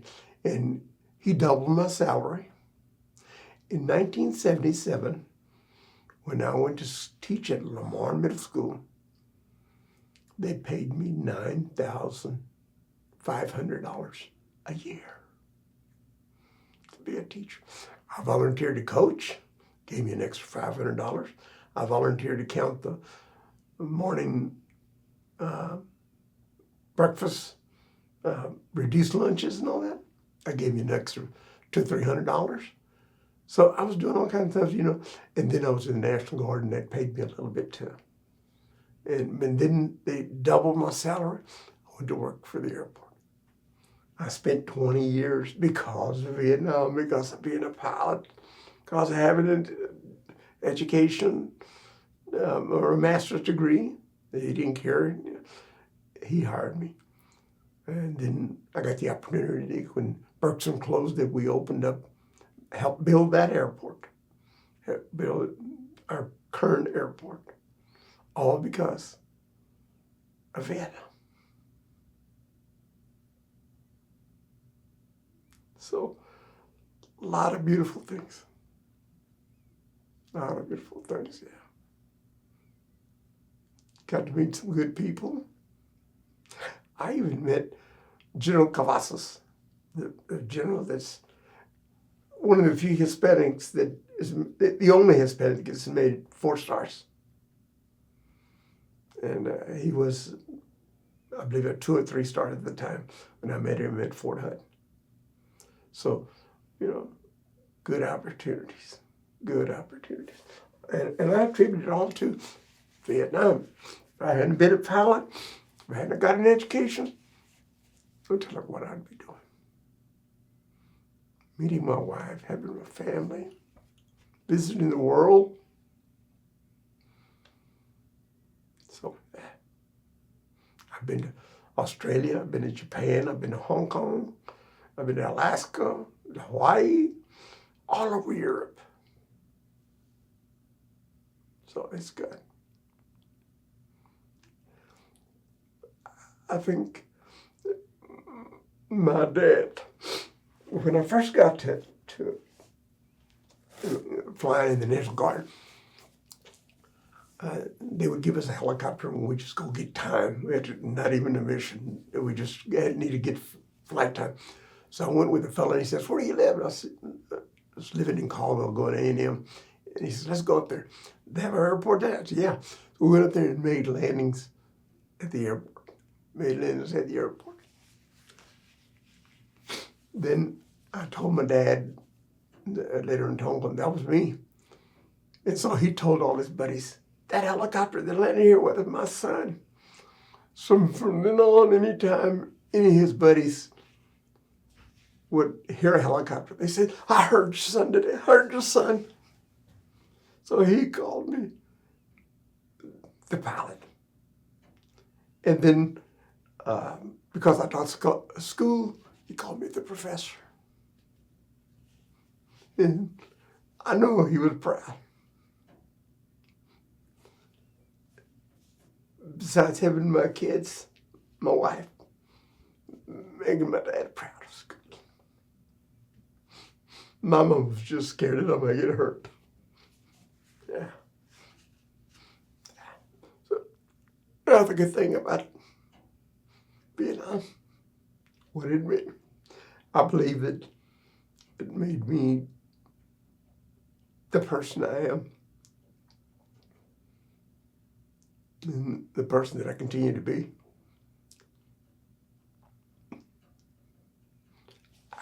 I say, I gotta continue doing good. All the buddies that didn't make it. So, all because of Vietnam. In the military. The military afforded me so many opportunities that I wouldn't have been able to do without.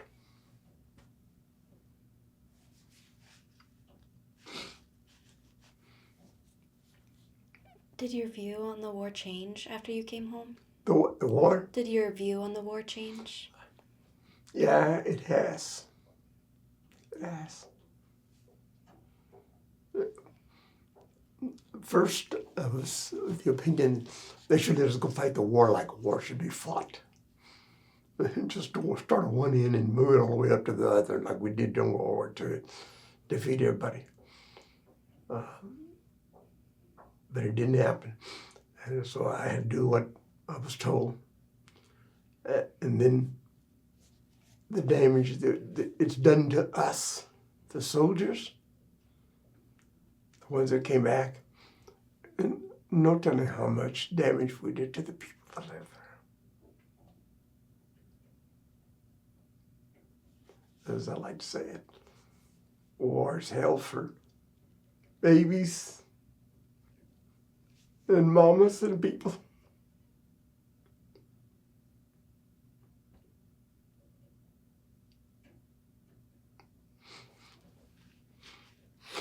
Yeah.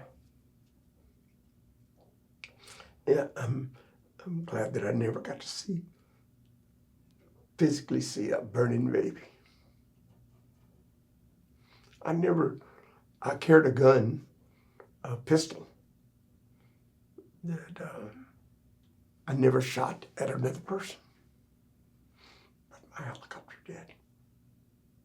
Took my crew chiefs and my door gunner. When we were landing, and there was people shooting at us, they would shoot back, and I know they killed people. That wasn't my job, at least I told myself. So, but I know.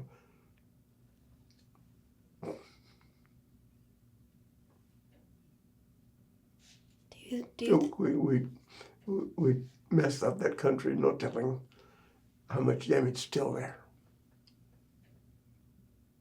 From mines to chemicals to everything.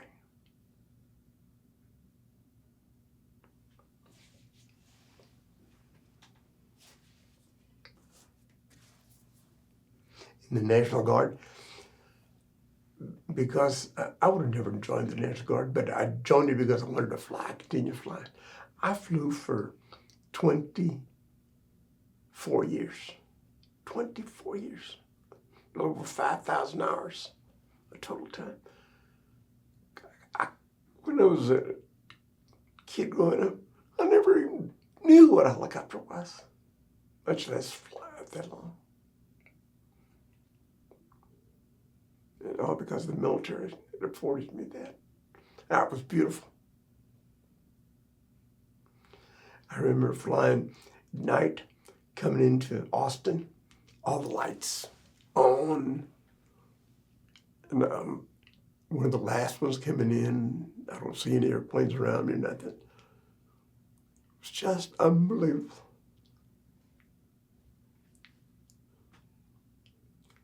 I just think, how could this little poor Mexican boy do this? I got the opportunity, and it was a beautiful, beautiful sight. One day, in the National Guard, first summer camp that I had in the National Guard, they usually gave us off the weekend, but because I was brand new, I had to be the officer in charge that weekend. So I wasn't going to be off. So my commander says, what are you going to do this weekend? And I said, well, I got duty this weekend. He says, why don't you go home? So one of the crew chiefs was from Bryan, Texas. He said, y'all go home on Wednesday night. Wednesday night I went home to Caldwell, landed at the airport. Fire department and everybody showed up because the helicopter landed. I said, no. And as one of the fire chiefs says, Maldonado, what are you doing here? Says, I'm coming home for the night. I'm on active duty and with the Guard. And they told me I could come and spend my weekend today. And great. So everybody, half the town showed up looking at my helicopter. Next morning, got up real early. I got my wife, took her there, and I did a circle around the town with her on board. She got to fly too. Yeah. So good.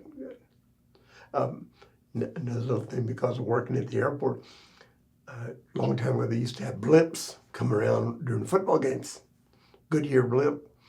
Well, one of them landed, and I used to get friendly with the guys, the pilots and all that. What they did, they said, hey, Maldonado, you ever been in a blimp? I said, no. He says, how'd you like to go on? I says, no, you know what? I got 4 little boys that would love to fly in a blimp. He says, bring them up. I called my wife, she brought them. They got to go around town, Austin, in a blimp. And it would have never happened nowhere else if I hadn't worked at the airport. So but all kind of associated with them. So I can see so many things and feel so many things that were just absolutely not possible other ways. And the military helped me do a lot of this. Yeah. But in a way, we, our soldiers, had to pay for all this.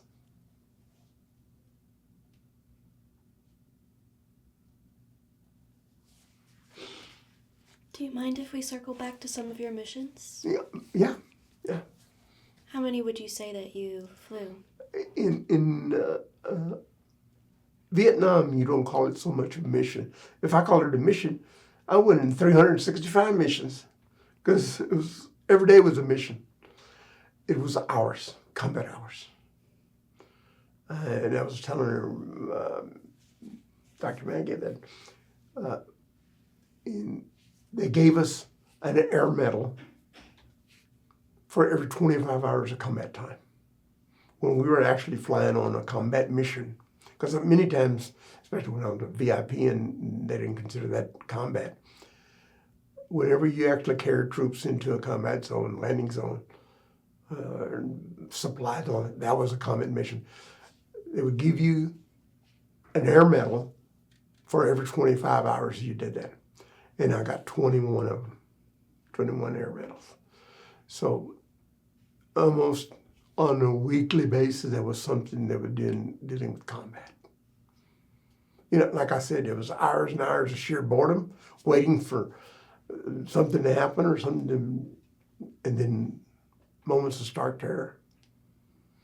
So, but one of the other ones that I was telling you about, landing in the dark, we had to carry one of our reconnaissance squads, they call it LRPs, long range reconnaissance patrols, into a kind of a river marshy area,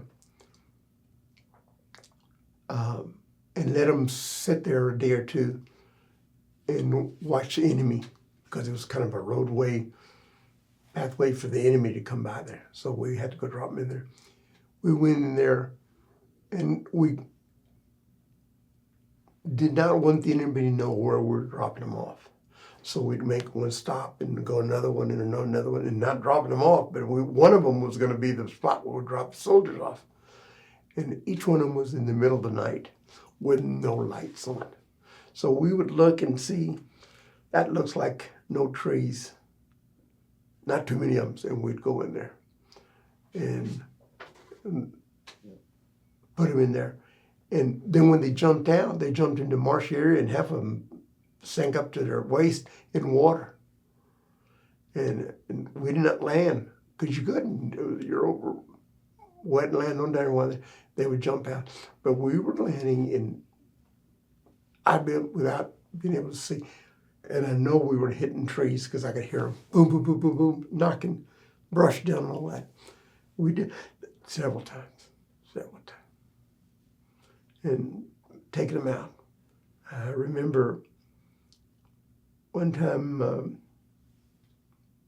these are the kind of most memorable, landing to a site where one of our helicopters hit an Air Force small plane, crashed in midair, and we went in there to try to rescue.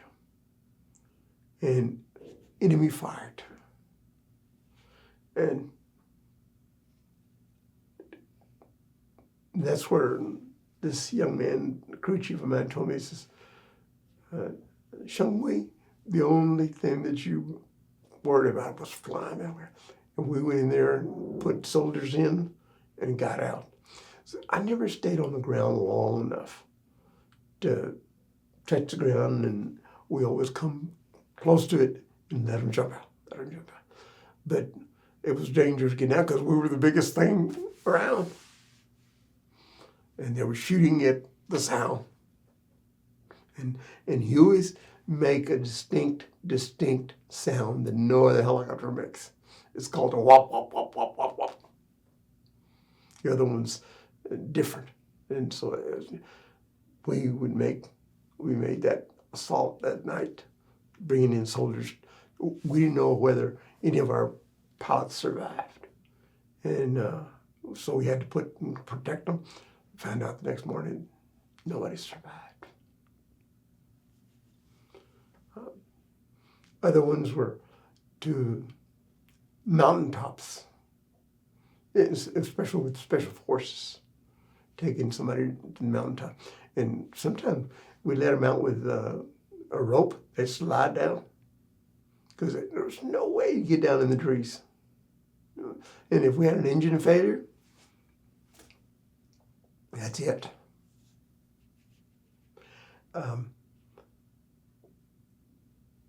Twice did I get my hydraulics shot out. And hydraulics are like the steering wheel. It has hydraulics on it. If it didn't have hydraulics, it's power steering.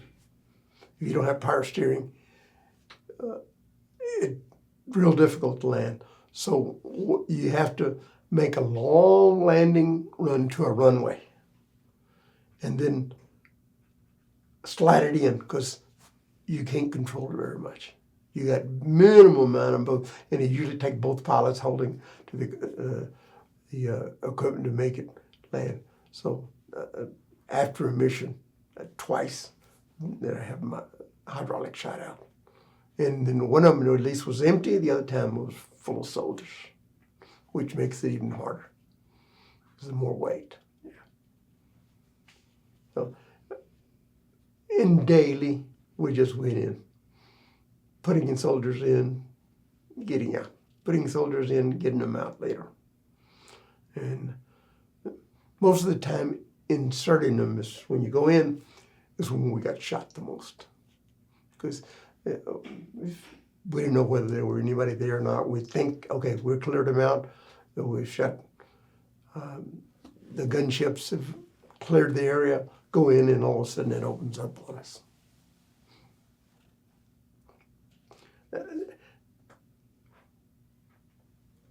So many events were routine to us. Hey, let's go. Gotta go. As we would say,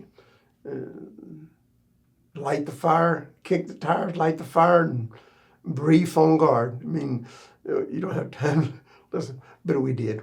We would, the night before or early in the morning, we would inspect our helicopters, do a pre-flight, make sure everything was working, all the buttons were, trigger breakers were all in the right place, all the nuts and bolts are like they're supposed to be, and the same thing when we got back, check them out again, because you can't stop in the middle there and do some maintenance. Yeah, so yeah, it got routine. We lived by our helicopters. What was the mood in the helicopter before and after you flew out?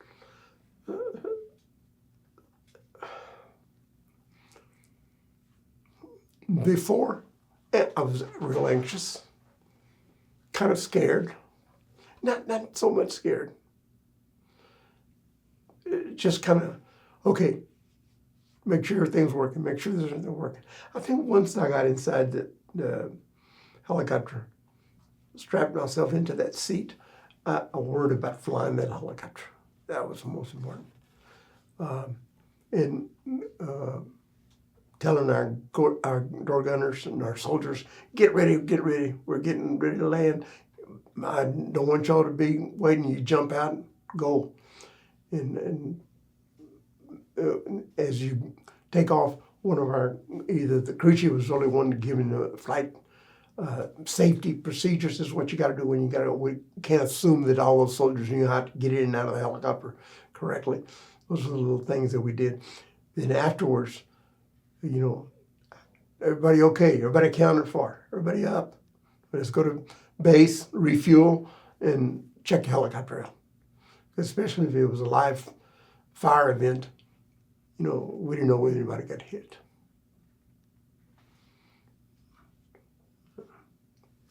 And then in a way it was kind of a thankful. And at the end of the day, that's when the end of the mission, go get drunk. Go get drunk. because that's how some of us could get ready for the next day. Do you recall the soldiers' moods?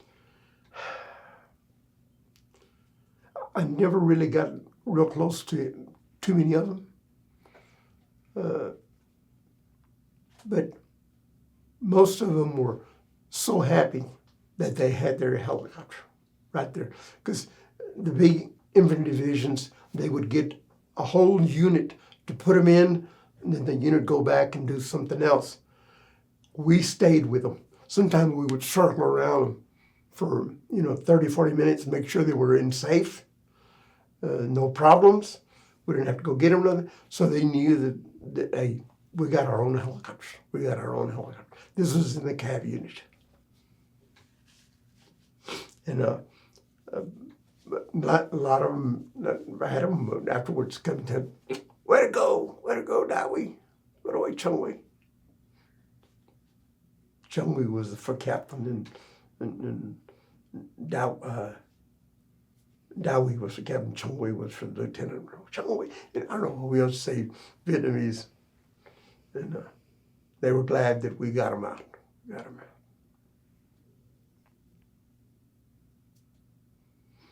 It was really when we took members that were not, soldiers that were not in our unit, when we supported them, those are the ones that I very seldom knew. Just, hello, Sergeant, and they just by their rank, that's it. And their name on it, that's it.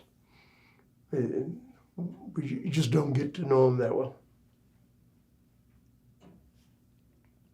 It's like being a bus driver. You don't remember all the passengers you got.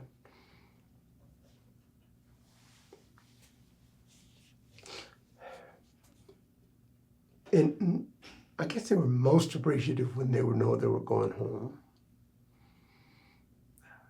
That was the best helicopter rides I ever gave from our unit going back to Benoit or Tonson. Tonson was the big military base in Saigon where people left.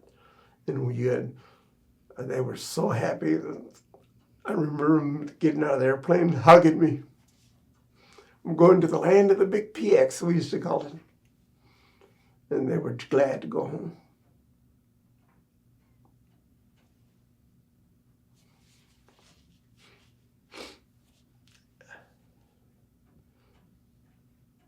And I think the soldiers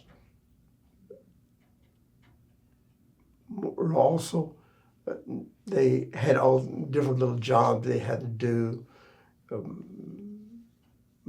In Tanian, when we were out and living in tents, our bathrooms were little buildings over to the side with big old pots of chemical in it that we use as the potties.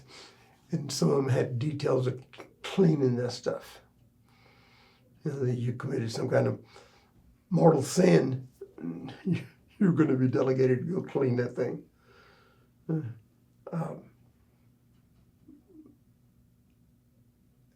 I just saw so many of them that did drugs, pot and all that.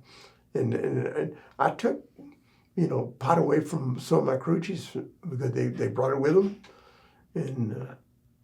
And I saw them with it. I said, no, not when you're flying a helicopter. You don't smoke that stuff. I don't care what you do when you get back to your hooch, as we called it. You don't do it here.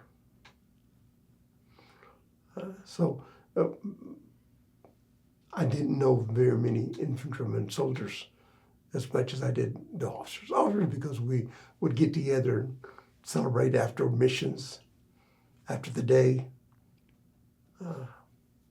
And then my group that I was in charge of was the slick platoon, was the crew chiefs and the pilots that did the airlifts.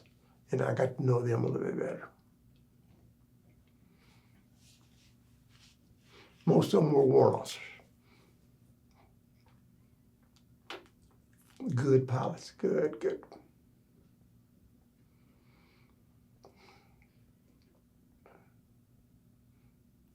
How did you coordinate with the ground troops during combat? How did I what? Coordinate with the ground troops? Mostly it was done by our commanders and all that, and we were just the taxi cab.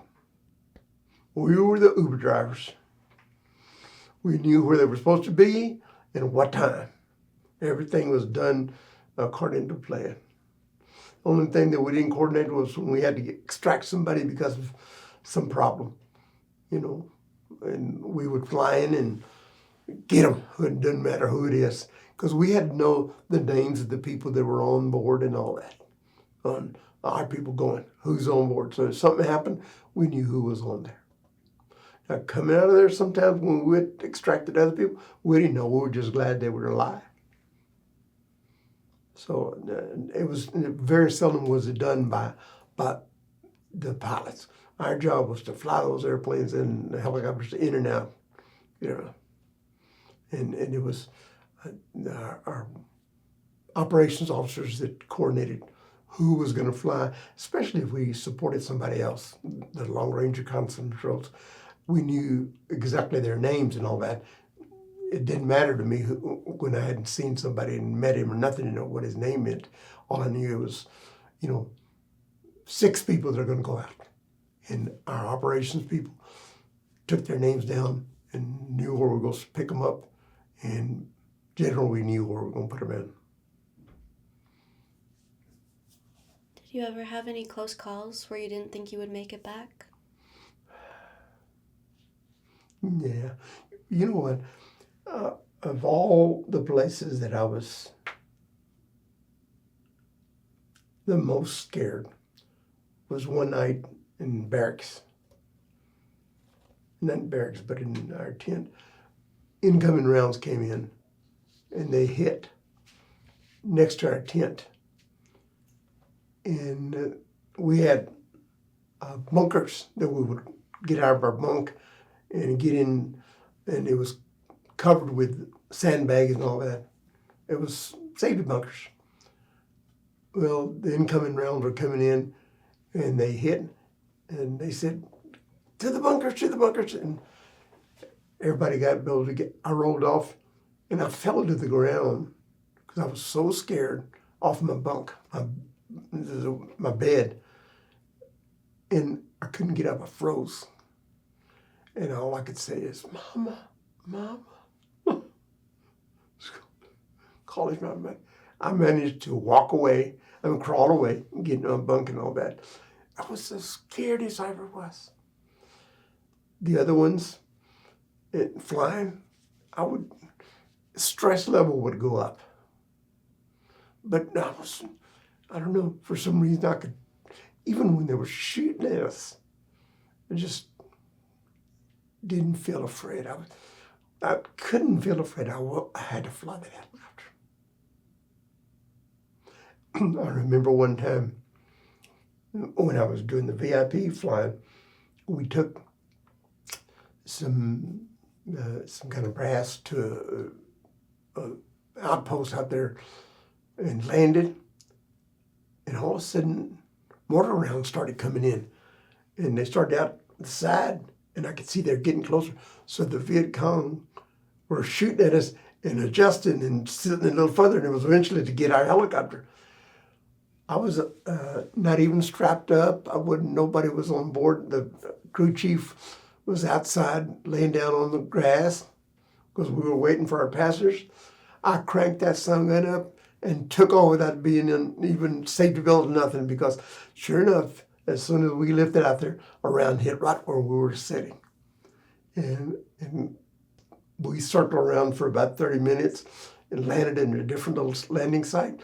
And got our staff, VIPs that were with us, got them out of there. But that was another time that I was afraid, as I took off without nothing on, those staff just flying, and I took off with a helicopter almost not even fully wound up. But I didn't have any passengers, just what that crew chief managed to get inside as we took off. So yeah, those times, and as we called it in Vietnam, the pucker effect. The pucker effect goes real high when they're shooting at you. And yeah, there was but to be afraid of, I don't know. And even now, when I see a bad accident or stuff like that, it doesn't affect me real bad yet. And maybe it made me callous to see. Even when the only one that really hurt me was when my son died. Because I was with him when he took his last breath. That affected me. When my mom and dad died, I was sad. But I was kind of happy for them because I knew they were good people. They were going to. And as my dad would say, "What I see, everything is okay now." You know, they've done everything. They've raised their kids. Had a good life. What I see. So maybe being around Vietnam made me callous about a lot of things. My children would sometimes, when they were young and they'd get hurt, gashed their skulls bouncing or something, and right away I'd go into a medic mood, trying to make sure that they're not bleeding and all that, and how they're doing, and see if they had a concussion or something like that. So I kind of worried about them, but still I wasn't completely upset and then going berserk, not be able to do nothing. It would go into the okay, take care of mode. Do what you can do. Yeah. And I think Vietnam did that to me.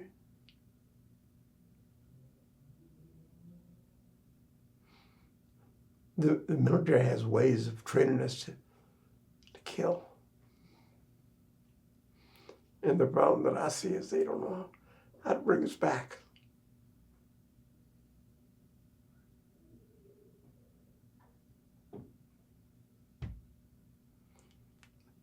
And there's so many of us that are still suffering that have not come home.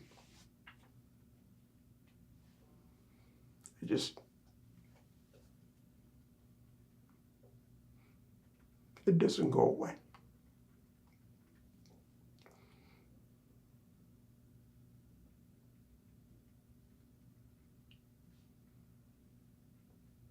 And I guess it's going to be like that for all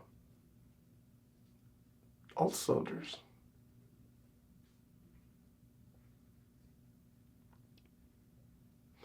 But it does create a good bond amongst us.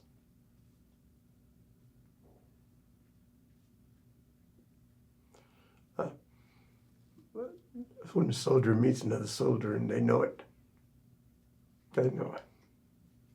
Welcome home, especially the Vietnam vets, welcome home.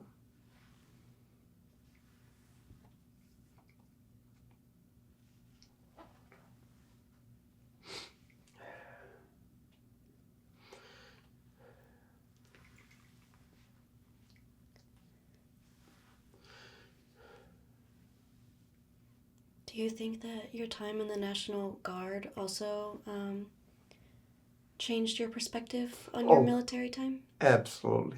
Absolutely. I loved every bit of it. I got to meet, and that's where I really became close to a lot of good people. I was allowed to be a commander of my unit, and my XO was the gentleman that was supposed to come yesterday and wasn't able to make it because he got sick. Joe Arzati. He was my XO, my assistant. Benny Aleman, the guy that's going to come talk to y'all, was going to come and he's out of town. He was my first sergeant, my top sergeant. 3 Hispanics in my unit. And I met him when he was just a little Spec 4, ran you in the guard. Just gotten back from Vietnam. Know him, in the National Guard, you don't meet every day. But as aviators, we come in more than just the weekend, once a month. We come in another couple of days just to fly, because we have to keep as proficient as active duty aviators. You can't do part-time aviation, you got to be full-time. And so we met a lot of good people. A lot of good people. As a matter of fact, one of the guys in our group keeps a roster going of all the soldiers that we've had and that are now dying, because we're getting old. We're getting old.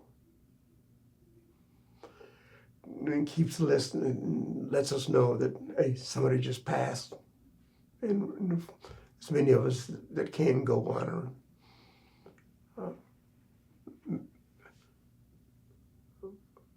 I guess the Guard, being in the Guard allowed me to get the aviation job.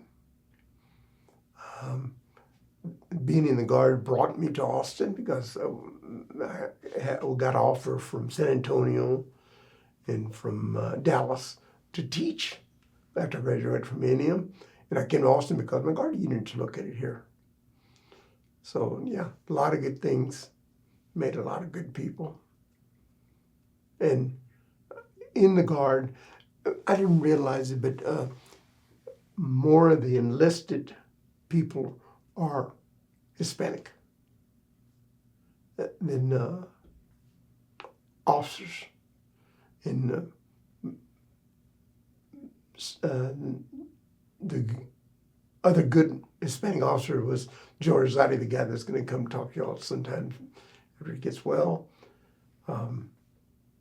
He was a true tour of Vietnam, a Cobra pilot, Benny Aleman, and all the bunch that we get together and have our breakfast club. 90% of them are Hispanic.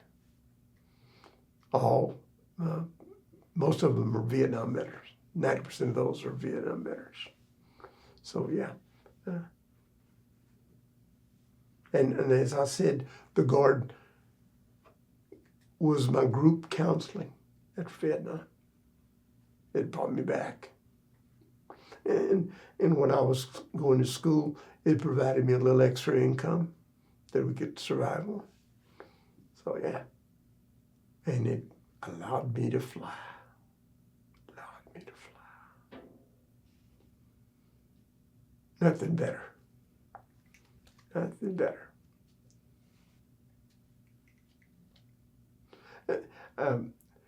When I was in the Guard, a fellow that ran for governor, his name was Williams, out of the Middle and Odessa area. I forget his name. He ran against our lady governor, and she won. And they offered me a job to go fly for them, civilian-wise. But and that was never my interest to fly civilian. I just wanted the military and being around the airport, which was good.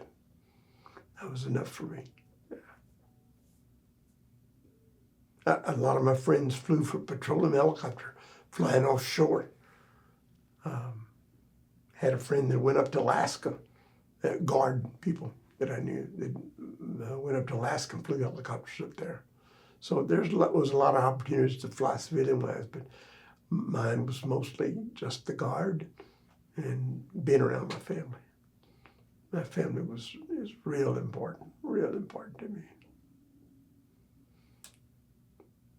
And all of them, because of the military, 2 of them born in Germany, 1 born while I was going to school, the other one born at Fort Knox, and my daughter, our last one, was born here in Austin. And all of them knew me as a helicopter pilot. And my son tells me that one time when they were little, I was flying the weekend, and my wife told him, your dad's going to bring a helicopter and let y'all fly in it. And they thought I was going to fly right there at the intersection by our house and pick them up. They were telling all the boys, all the neighborhood boys, y'all gotta come see about my dad's coming in with the helicopter. So they knew I flew out, and they know. And I wear my hat all the time, and they know that I'm real proud of what the military did for me. I'd do it all over again. Is there anything you would change going back?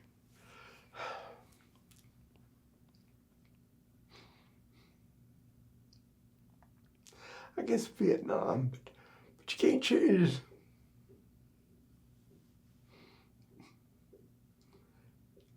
My country needed me, and I had to do it.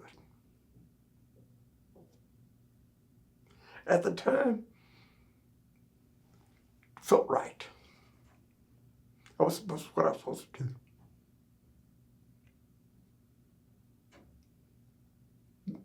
But now, as an old man with family, with kids and grandkids and great grandkids, you just realize that we shouldn't be that way. War. America's a big warring country. We've been in so many wars.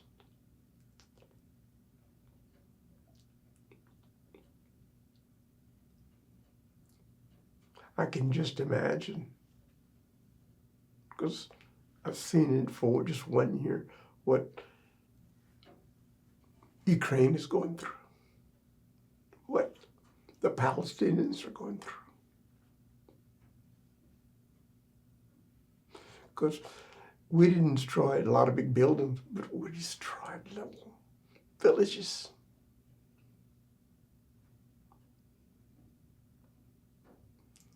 And whether it's a high-rise home or a straw hut, it's still home.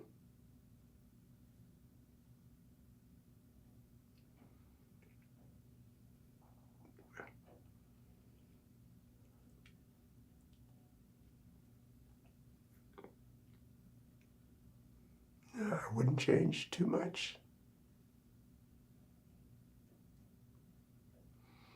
Maybe Vietnam was meant for all the good things it made.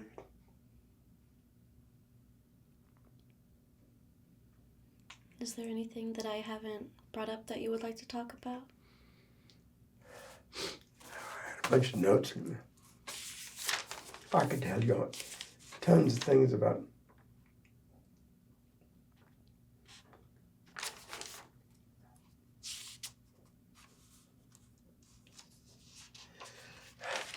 about the only other thing that I want to say is we grew up poor, real poor. But yet, my dad and my mom were generous to the T. Unbelievable. I remember in those days, they didn't have homeless, but they had hobos that would ride the train. And I remember, because we lived close by the railroad track, they'd come by and ask for a handout. Mama would give them some food. We didn't have nothing but beans and tortillas, but she would give them. I remember one time, and this just didn't happen once, it happened many times. One time, little old man and his wife came in a wagon, actually driving a wagon pulled by horses, by mules. And Daddy knew him, no relative, nothing, but he was kicked out of the place where he lived, and he was wondering if he could come live in a little barn we had in the back of our house. Daddy said, it's not very good. And he says, we'll fix it up. So Daddy helped him fix it. And they lived there for about 6 months. Let them live there. And a lot of little things. Mom wouldn't take food to people who were sick. stuff like that. I didn't realize it, but it made me also the person my wife and I have done a lot of little things, just as volunteers. We belong to a group called Mission to Mexico, Austin. And for over 11 years, my wife and I would go to Maldonado, Mexico every other month and take food. My wife was in charge of getting baby items, diapers and strollers and everything that people were giving away and all that, and take them and give them to the poor people in the colonia in Maldonado, Mexico. And we did that until the cartel got real bad, and one day they stopped us because we would go in cars, groups of two. They stopped us, and they went in my truck, and they pulled guns on us.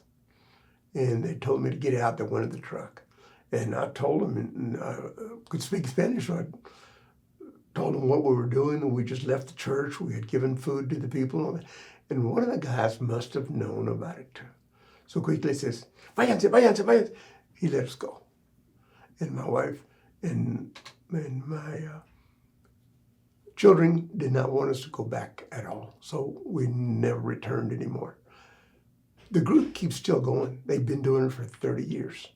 We still belong to in the board of directors and help with fundraising and getting people to volunteer that can go.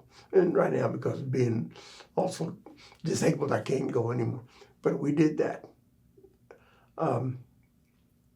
After I retired from everything, school and all that, I went back to school and got certified as a paralegal.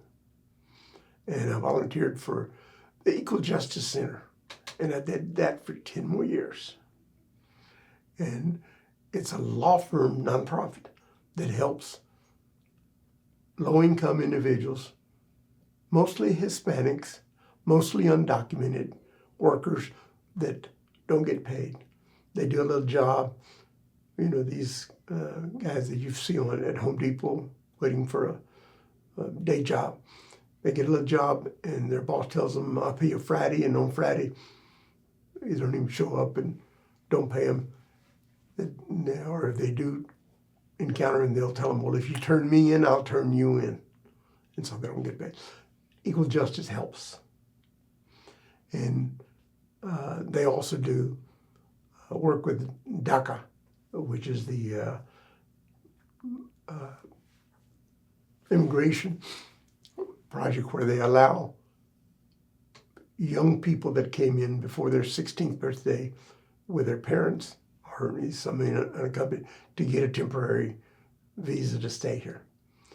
And we helped with them, gave them free services, and even helped them pay for the fees that the immigration offices charge. I did that because I wanted to. And if I could get around, I'd even do it again. And I attribute that to my mom and dad.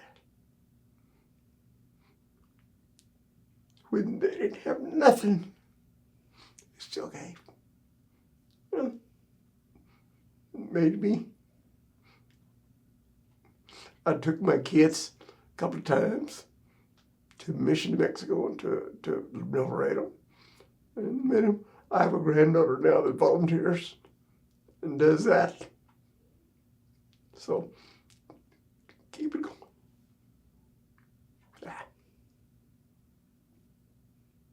Do you feel like you made your mother proud?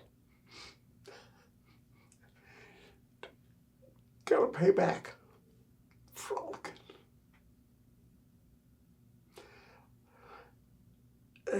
I hope my grandson tells me that I'm not going nowhere, but because of the death of my son and other relatives that have passed away, he asked me, "You're not gonna die soon, Poppy?"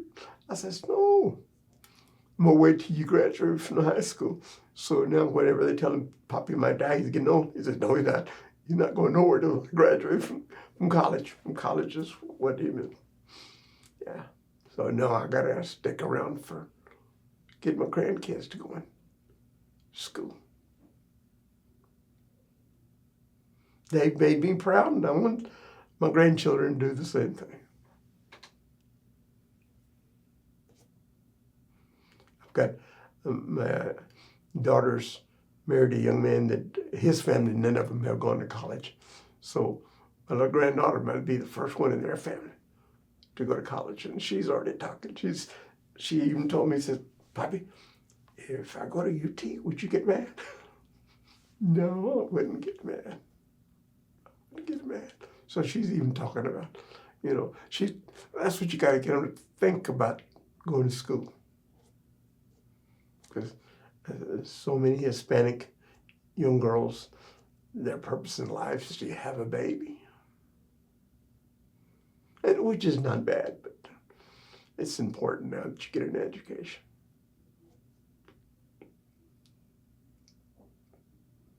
The people that made me proud were my mom and dad. They were unbelievably good people. Unbelievably good people.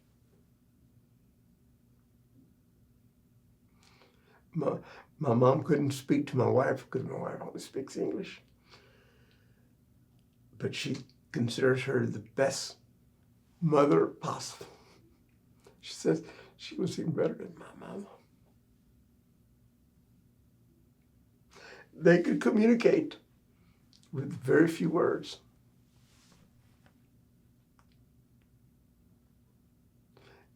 And my dad could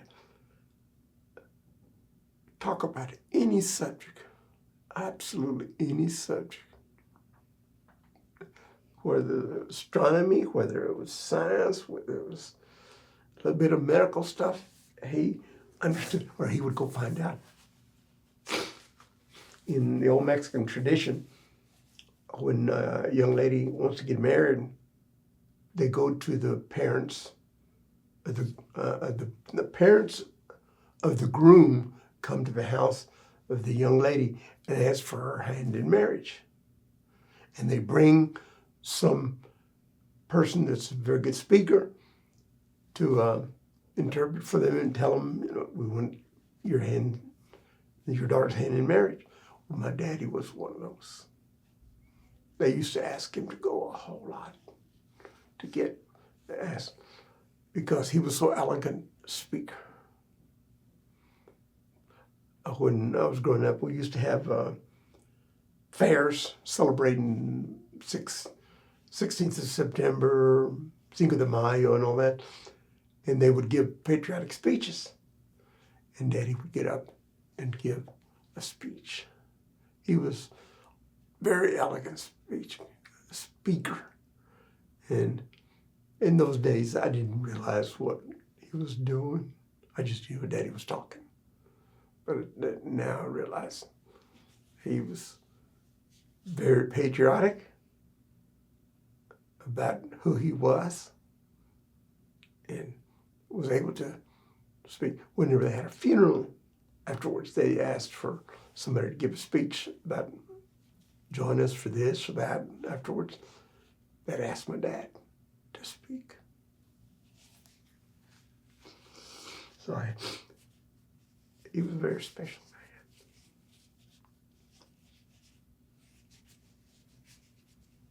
Is there anything else you would like to add?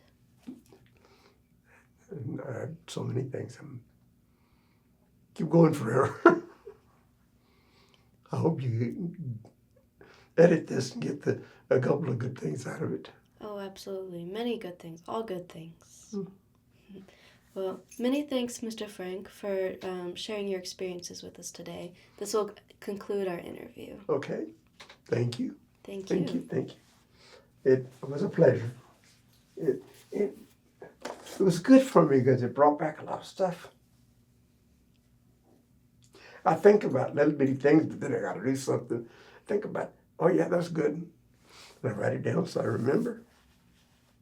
But this brought a lot of good little things.